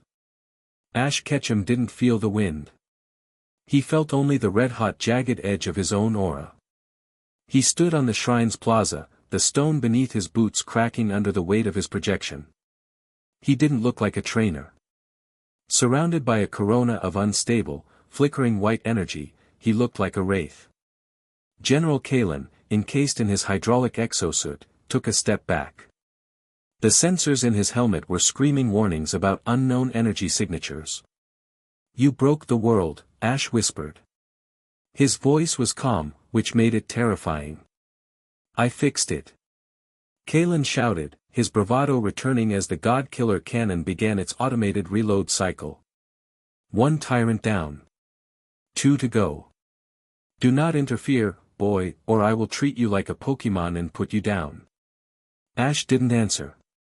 He moved. He covered the 30 feet between them in a blink. It wasn't speed, it was propulsion. He used his aura to blast himself forward, a human missile. Kalen raised a reinforced gauntlet to backhand him. Ash ducked under the swing, moving faster than the suit's servos could track. He drove his fist into the hydraulic knee joint of the exoskeleton. Crunch. Metal warped. Hydraulics hissed, spraying fluid. Kalen stumbled, the suit's weight suddenly working against him. "You little," Ash didn't let up. He was a whirlwind of violence. He wasn't using martial arts, he was using pure, unfiltered rage. He struck the suit's power pack, the cooling vents, the visor. Every hit was enhanced by the white aura, leaving dents in military-grade alloy. But he was fighting steel with flesh. Ash landed a blow on the chest plate, cracking the sensor array, but the impact shattered the bones in his right hand. He didn't cry out. He didn't even slow down. Kalen recovered. He activated the suit's proximity discharge, a shockwave of concussive force designed to clear riot crowds. Boom! Ash was thrown backward. He skidded across the ancient stone, tumbling until he hit the base of the stone altar. He gasped, coughing up blood. The white aura flickered and died, leaving him exhausted, broken, and human. Kalen marched toward him, the suit limping slightly but still operational. He drew the high-frequency blade from his hip.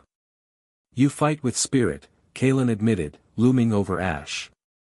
"But spirit doesn't stop physics. And it certainly doesn't stop me." He raised the blade. "Goodbye, champion." A screech tore through the air. Not a Pokemon. A machine. The God-Killer cannon rotated. It wasn't aiming at the sky. It was tracking something falling toward the ocean. Ash looked past Kalen. He saw the gray, lifeless shape of Zapdos plummeting toward the dark water. And he realized something. Kalen wasn't going to kill him. He was ignoring him. Kalen was focused on the cannon. They want the body, Ash realized. If they capture the body, they can reverse-engineer the divinity. Ash looked at the cliff edge. Then at Kalen. "You're right," Ash wheezed, standing up on shaking legs. "Spirit doesn't stop physics." He sprinted. Not at Kalen. At the cliff. "What are you doing?" Kalen demanded, turning. Ash didn't answer. He threw himself off the edge of the shrine. He plummeted 500 feet toward the freezing, churning grave of the lightning titan. The air rushed past him, tearing at his clothes. Ash angled his body, diving like a spiral. Below him, the ocean was a mess of ice and wreckage. The body of Zapdos hit the water with a massive splash, sinking immediately. Ash hit the water seconds later. The cold was absolute. It was a physical assault, seizing his muscles and squeezing the air from his lungs. The impact nearly knocked him unconscious. Move. You have to move. He kicked downward, ignoring the screaming pain in his shoulder and his broken hand. The salt water stung his eyes, but he forced them open. It was dark, but he saw the faint, fading glow of the Titan. Zapdos was sinking fast, dragged down by its own density. It looked like a statue, gray and lifeless. Ash swam harder. His lungs burned. He reached the bird, grabbing a handful of its stone-like feathers. It was heavy. Impossibly heavy. It was dragging him down into the abyss. Ash pulled. He kicked. He screamed silently into the water, channeling the last dregs of his aura into his muscles. Up. Go up. But physics was winning. They were sinking. 10 meters. 20. The pressure built in his ears. Ash's vision began to gray out. He looked at the lifeless face of the bird. He had failed. He had walked into the fire, he had fought the army, and he had failed. I'm sorry, he thought, his grip loosening. Suddenly, the water around him shifted. A massive shape rushed past him. A hand, no, a vine, wrapped around his waist. Another wrapped around Zapdos. Bubbles rushed past his face. He felt himself being hauled upward with tremendous force. He broke the surface, gasping, retching saltwater. Got him. Ivy's voice. Ash blinked, wiping the water from his eyes. He was bobbing in the swell, held afloat by a massive Gyarados. But it wasn't a normal Gyarados. It had metal plating. The cyborg Gyarados from the underwater base. And riding on its back, soaked to the bone and looking furious, were Lorelei and Ivy. You suicidal maniac. Lorelei screamed, grabbing Ash by the collar of his jacket and hauling him onto the Gyarados' back. I leave you alone for 10 minutes. Zapdos. Ash coughed, pointing at the water. We have it, Ivy said, pointing to the other side of the sea serpent. The cyborg Macamp, who had evidently hitched a ride, was holding the lifeless body of Zapdos above the waterline, its 4 arms straining under the weight. It's not breathing, Ivy said, her voice trembling as she pressed a scanner to the bird's chest. Ash, it's just stone. The biological functions have ceased. Get us to shore, Ash rasped, collapsing against Lorelei's chest. Before the cannon fires again. The cannon can't fire, Lorelei said, steering the Gyarados toward a sea cave at the base of the cliffs. The recoil from the first shot cracked the foundation. Kalen is grounded for repairs. We bought time, Ash whispered. We bought a night, Lorelei corrected. Look at the horizon. Ash looked. A wall of water, 500 feet high, was building in the distance. The tidal wave caused by the displacement of the Titan's fall.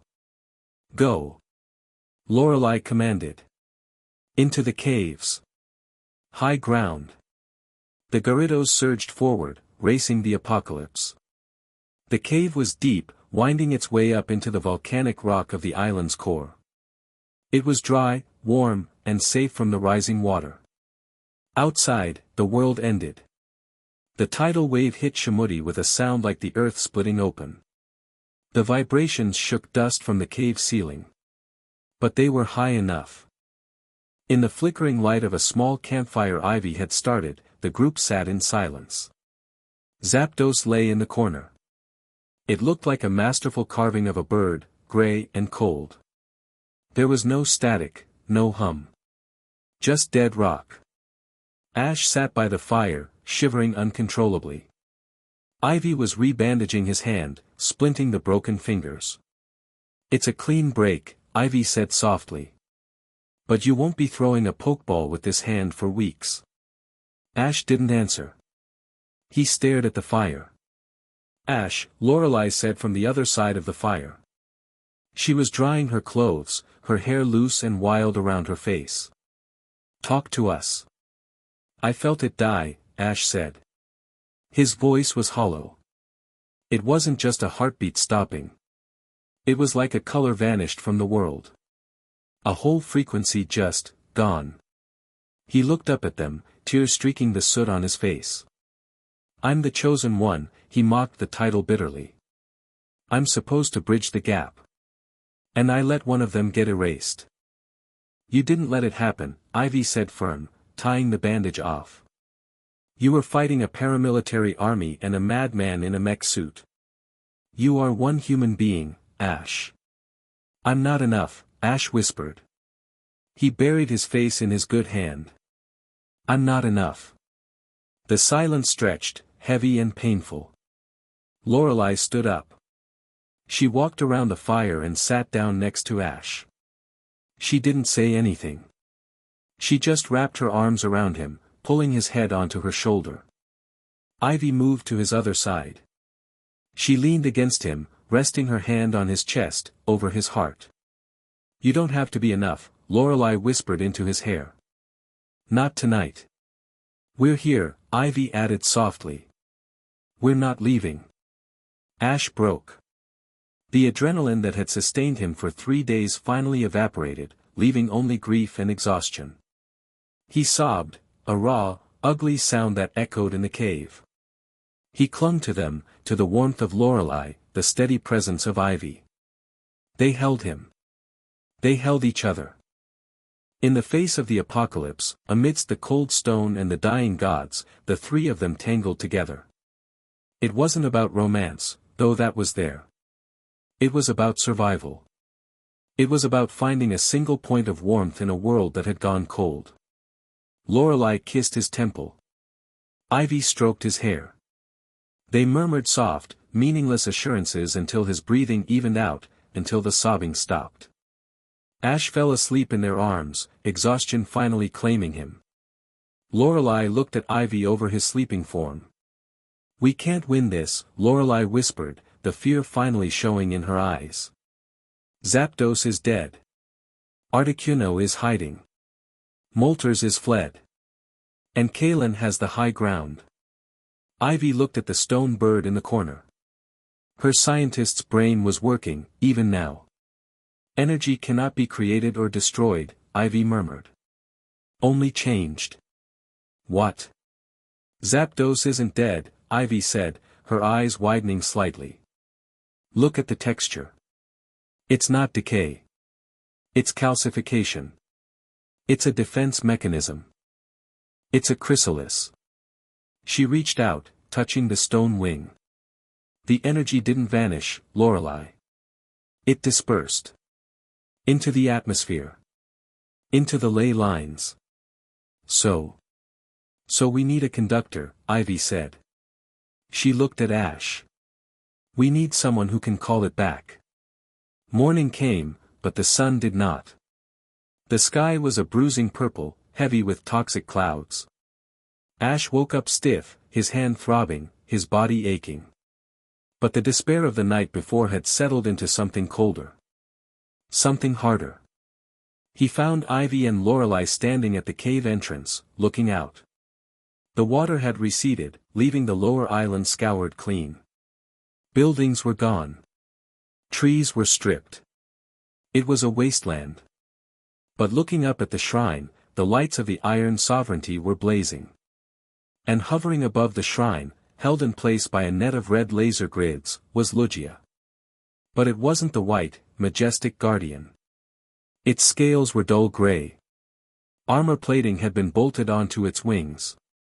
A massive, glowing red collar was clamped around its neck, pulsing with the same rhythm as the Sovereignty's base. "They caught him," Ash said, stepping up behind the women. "They didn't just catch him," Lorelei said, her voice sick with revulsion. "They broke him.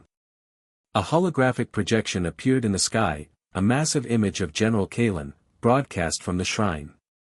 "Citizens of the world," Kalen began. He looked triumphant, his armor repaired, standing before the restrained Lugia. "Yesterday, we silenced the storm. Today, we harnessed the sea."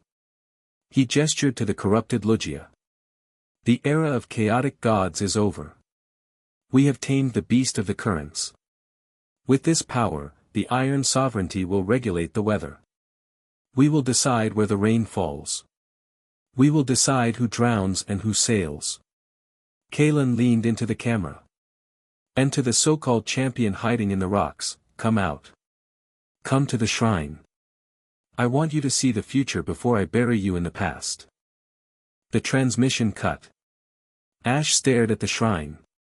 "He wants a fight," Lorelei said. "It's a trap." "Of course it's a trap," Ash said. He checked the splint on his hand. He checked his belt. He had 3 Pokeballs left. Charizard, injured, Pikachu, tired, and Snorlax, rested. He looked at Ivy.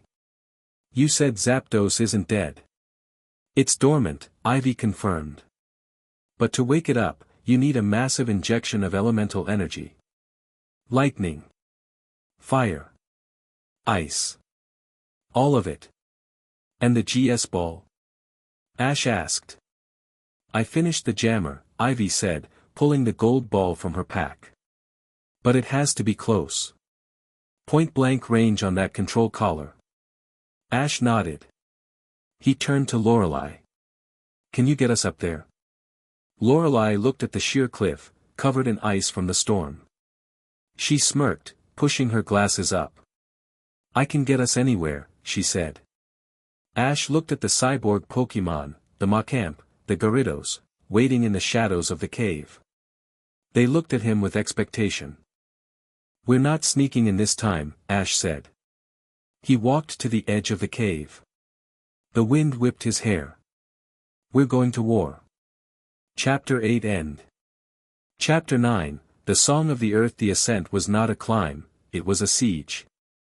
The cliff face leading to the Shrine of the Sea was a vertical gauntlet of automated turrets, jagged rocks, and icy wind. But the Iron Sovereignty had calculated their defenses against wild Pokémon and conventional trainers. They hadn't calculated for a cyborg Gyarados acting as a living battering ram. "Brace!" Ash shouted, gripping the dorsal fin of the metal-plated serpent. The Gyarados roared, a sound amplified by the synthesizer in its throat, and slammed its massive head into the rock wall. The impact sent a tremor through the cliff that dislodged 3 automated turrets, sending them tumbling into the churning sea below. "Path clear!" Lorelei yelled from behind him. She stood on the Gyarados' back, her arms moving in wide, sweeping arcs. "Cloister, build the bridge. Walrein, anchor it." Ice formed instantly. A massive, crystalline ramp shot upward from the Gyarados' head, bridging the gap to the lower terrace of the shrine. "Move!" Ash commanded. They charged. It wasn't just the 3 humans. It was a legion of the broken. The cyborg Machamp, its pistons hissing, leaped up the ice ramp, using its 4 arms to tear a steel barricade out of the stone. The modified Feraligatr scrambled up the vertical rock, its metal claws digging deep purchase. They crested the ridge and spilled onto the main plaza. The scene was a tableau of industrial nightmare. The ancient pillars of the shrine were wrapped in cabling. Floodlights cut through the gloom. In the center, hovering 10 feet off the ground, held by the red pulses of the containment field, was Shadow Lugia. Its scales were no longer gray, they were a void black that seemed to absorb the light around them.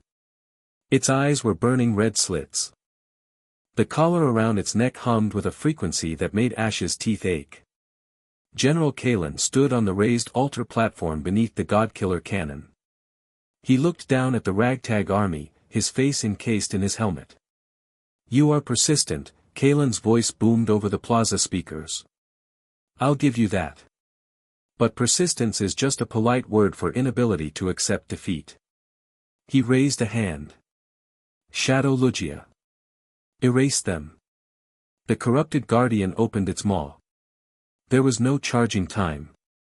A beam of black energy, Shadow Aeroblast, fired instantly. Scatter. Ash roared, diving to the right. The beam hit the ice ramp they had just ascended. The structure didn't melt, it disintegrated into black dust. The shockwave threw Ash across the plaza. He rolled, coming up into a crouch, ignoring the agony in his splinted hand. Charizard. Ash threw the ball with his good hand. Flamethrower. Distract it. Charizard materialized, roaring a challenge. He unleashed a stream of fire at the Shadow Lugia. The black dragon didn't even dodge. It flared its wings. The psychic barrier that erupted was purple and jagged. The fire hit it and washed away harmlessly. Shadow Lugia turned its head. It looked at Charizard with disdain. It flapped its wings once. A gale force wind, laced with psychic static, slammed into Charizard. The fire type was tossed backward, smashing through a stone pillar. It's too strong. Ivy shouted, taking cover behind a crate of munitions. She was typing frantically on her wrist unit. The shadow energy multiplies its base stats. It's functioning at 300% capacity. It doesn't matter. Ash yelled, sprinting across the open ground. We don't need to beat it. We need to free it. Ash, wait. Lorelei screamed. A squad of Sovereignty elites dropped from the upper scaffolding, blocking Ash's path. They released their Pokémon, Aggron, Rhyperior, Magmortar. Heavy hitters. Ash didn't stop. He didn't even slow down. Pikachu. Iron Tail. Knee level. Pikachu, riding on Ash's shoulder, launched himself. He spun, his tail glowing metallic, and swept the legs of the lead Aggron. The massive iron beast toppled. Ash vaulted over the fallen Pokémon. A Sovereignty soldier swung a stun baton at his head.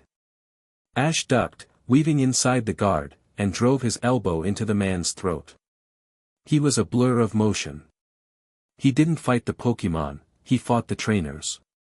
He dismantled the squad with a brutal efficiency that left them gasping on the stones.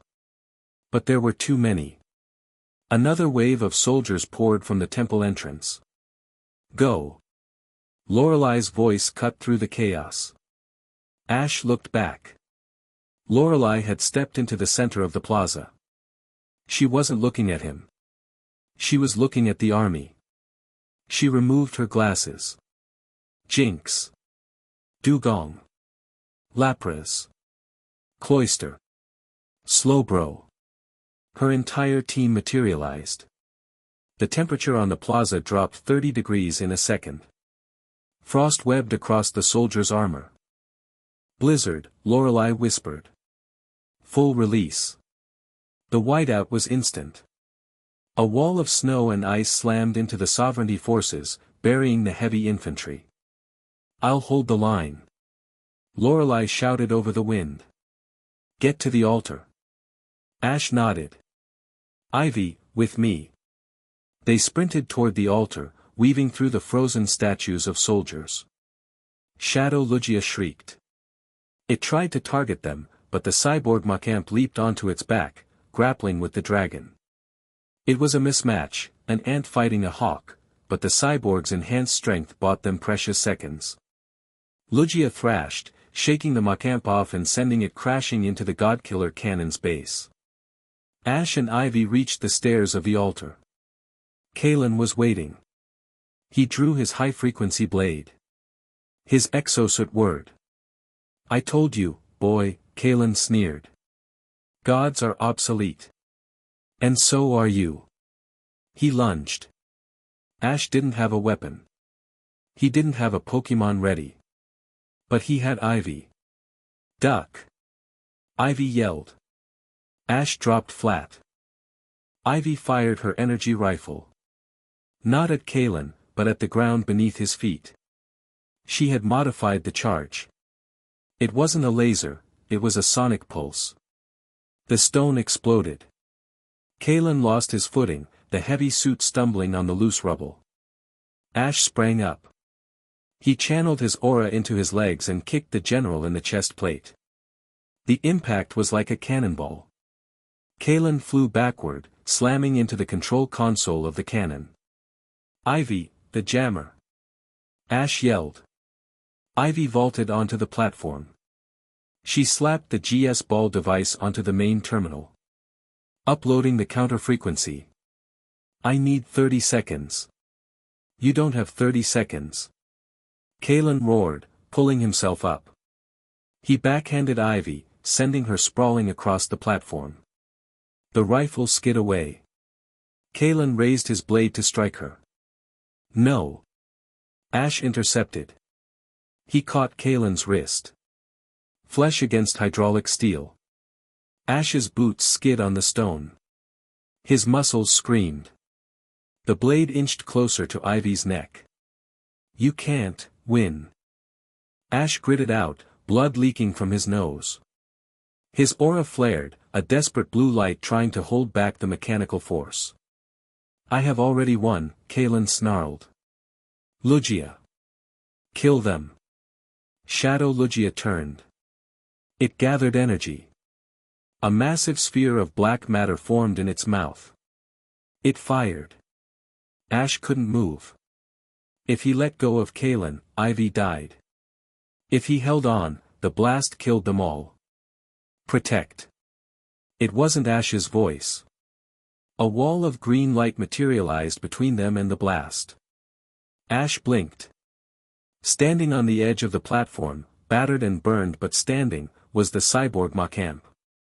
It held its 4 arms out, generating a protect barrier fueled not by stamina, but by pure will. The shadow blast hit the barrier. The Macamp groaned, its metal limbs buckling. The green light fractured.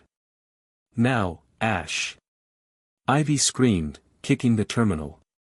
"The frequency is live." A high-pitched whine erupted from the GS ball. Shadow Lugia screamed.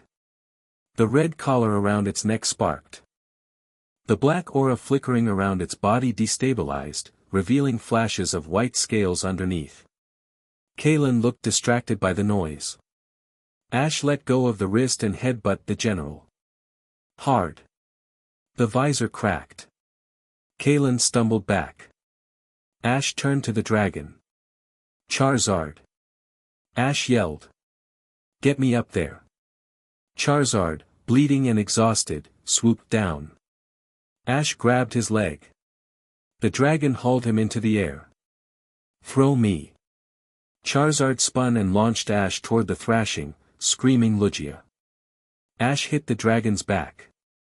It was like landing on a glacier. The cold burned through his clothes. The shadow energy tried to invade his mind, a cacophony of hate and despair. Die. Suffering. Silence. Ash held on. He crawled up the neck, fighting the G-forces as Lugia spun in the air. He reached the collar.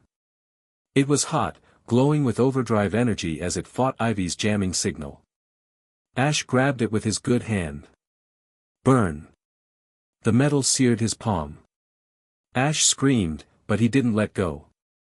He closed his eyes. He didn't try to break the collar with strength. He went deeper. He pushed his aura into the dragon. Lugia. The mental landscape was a storm of black glass. Ash smashed through it. He found the spark of the real Lugia buried deep inside, chained by the darkness. "Listen to me." Ash projected. "You aren't a weapon. You are the guardian." Cold, so cold. "I'm here," Ash thought, pouring every ounce of warmth, every memory of sunlight and laughter he had, into the connection. "I'm right here." Below, on the plaza, the stone statue of Zapdos began to vibrate. The cyborg Pokémon looked up. Lorelei, holding a wall of ice against 100 soldiers, looked up. A sound began to rise. It wasn't coming from Lugia. It was coming from the earth. From the melted ice. From the air itself. It was a melody. A flute-like trill that resonated in the bones. The song. Ash felt it. It amplified his aura. Let go. Ash roared. He channeled the song through his arm. The blue light of his aura turned blindingly white, the same color as the soul of the ocean. Crack. The collar shattered. The explosion of energy threw Ash off the dragon's back. He fell through the air, limp as a ragdoll. Ash.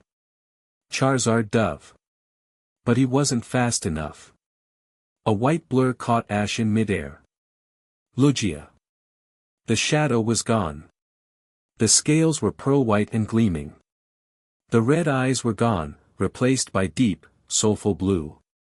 Lugia banked, setting Ash gently down on the altar platform next to Ivy. The dragon hovered before them, its massive wings creating a gentle breeze. It threw its head back and sang, a true, full note of restoration. The sound wave hit the plaza. The sovereignty soldiers dropped their weapons, clutching their heads as the aggression signal was wiped from their brains. The ice holding the line shattered into sparkling dust. And in the corner of the plaza, the stone shell around Zapdos cracked. Yellow lightning exploded outward. The Titan of Thunder rose, shaking off the stone like dust. It shrieked, a sound of pure power. High above, the clouds broke. Sunlight, real, golden sunlight, pierced the gloom.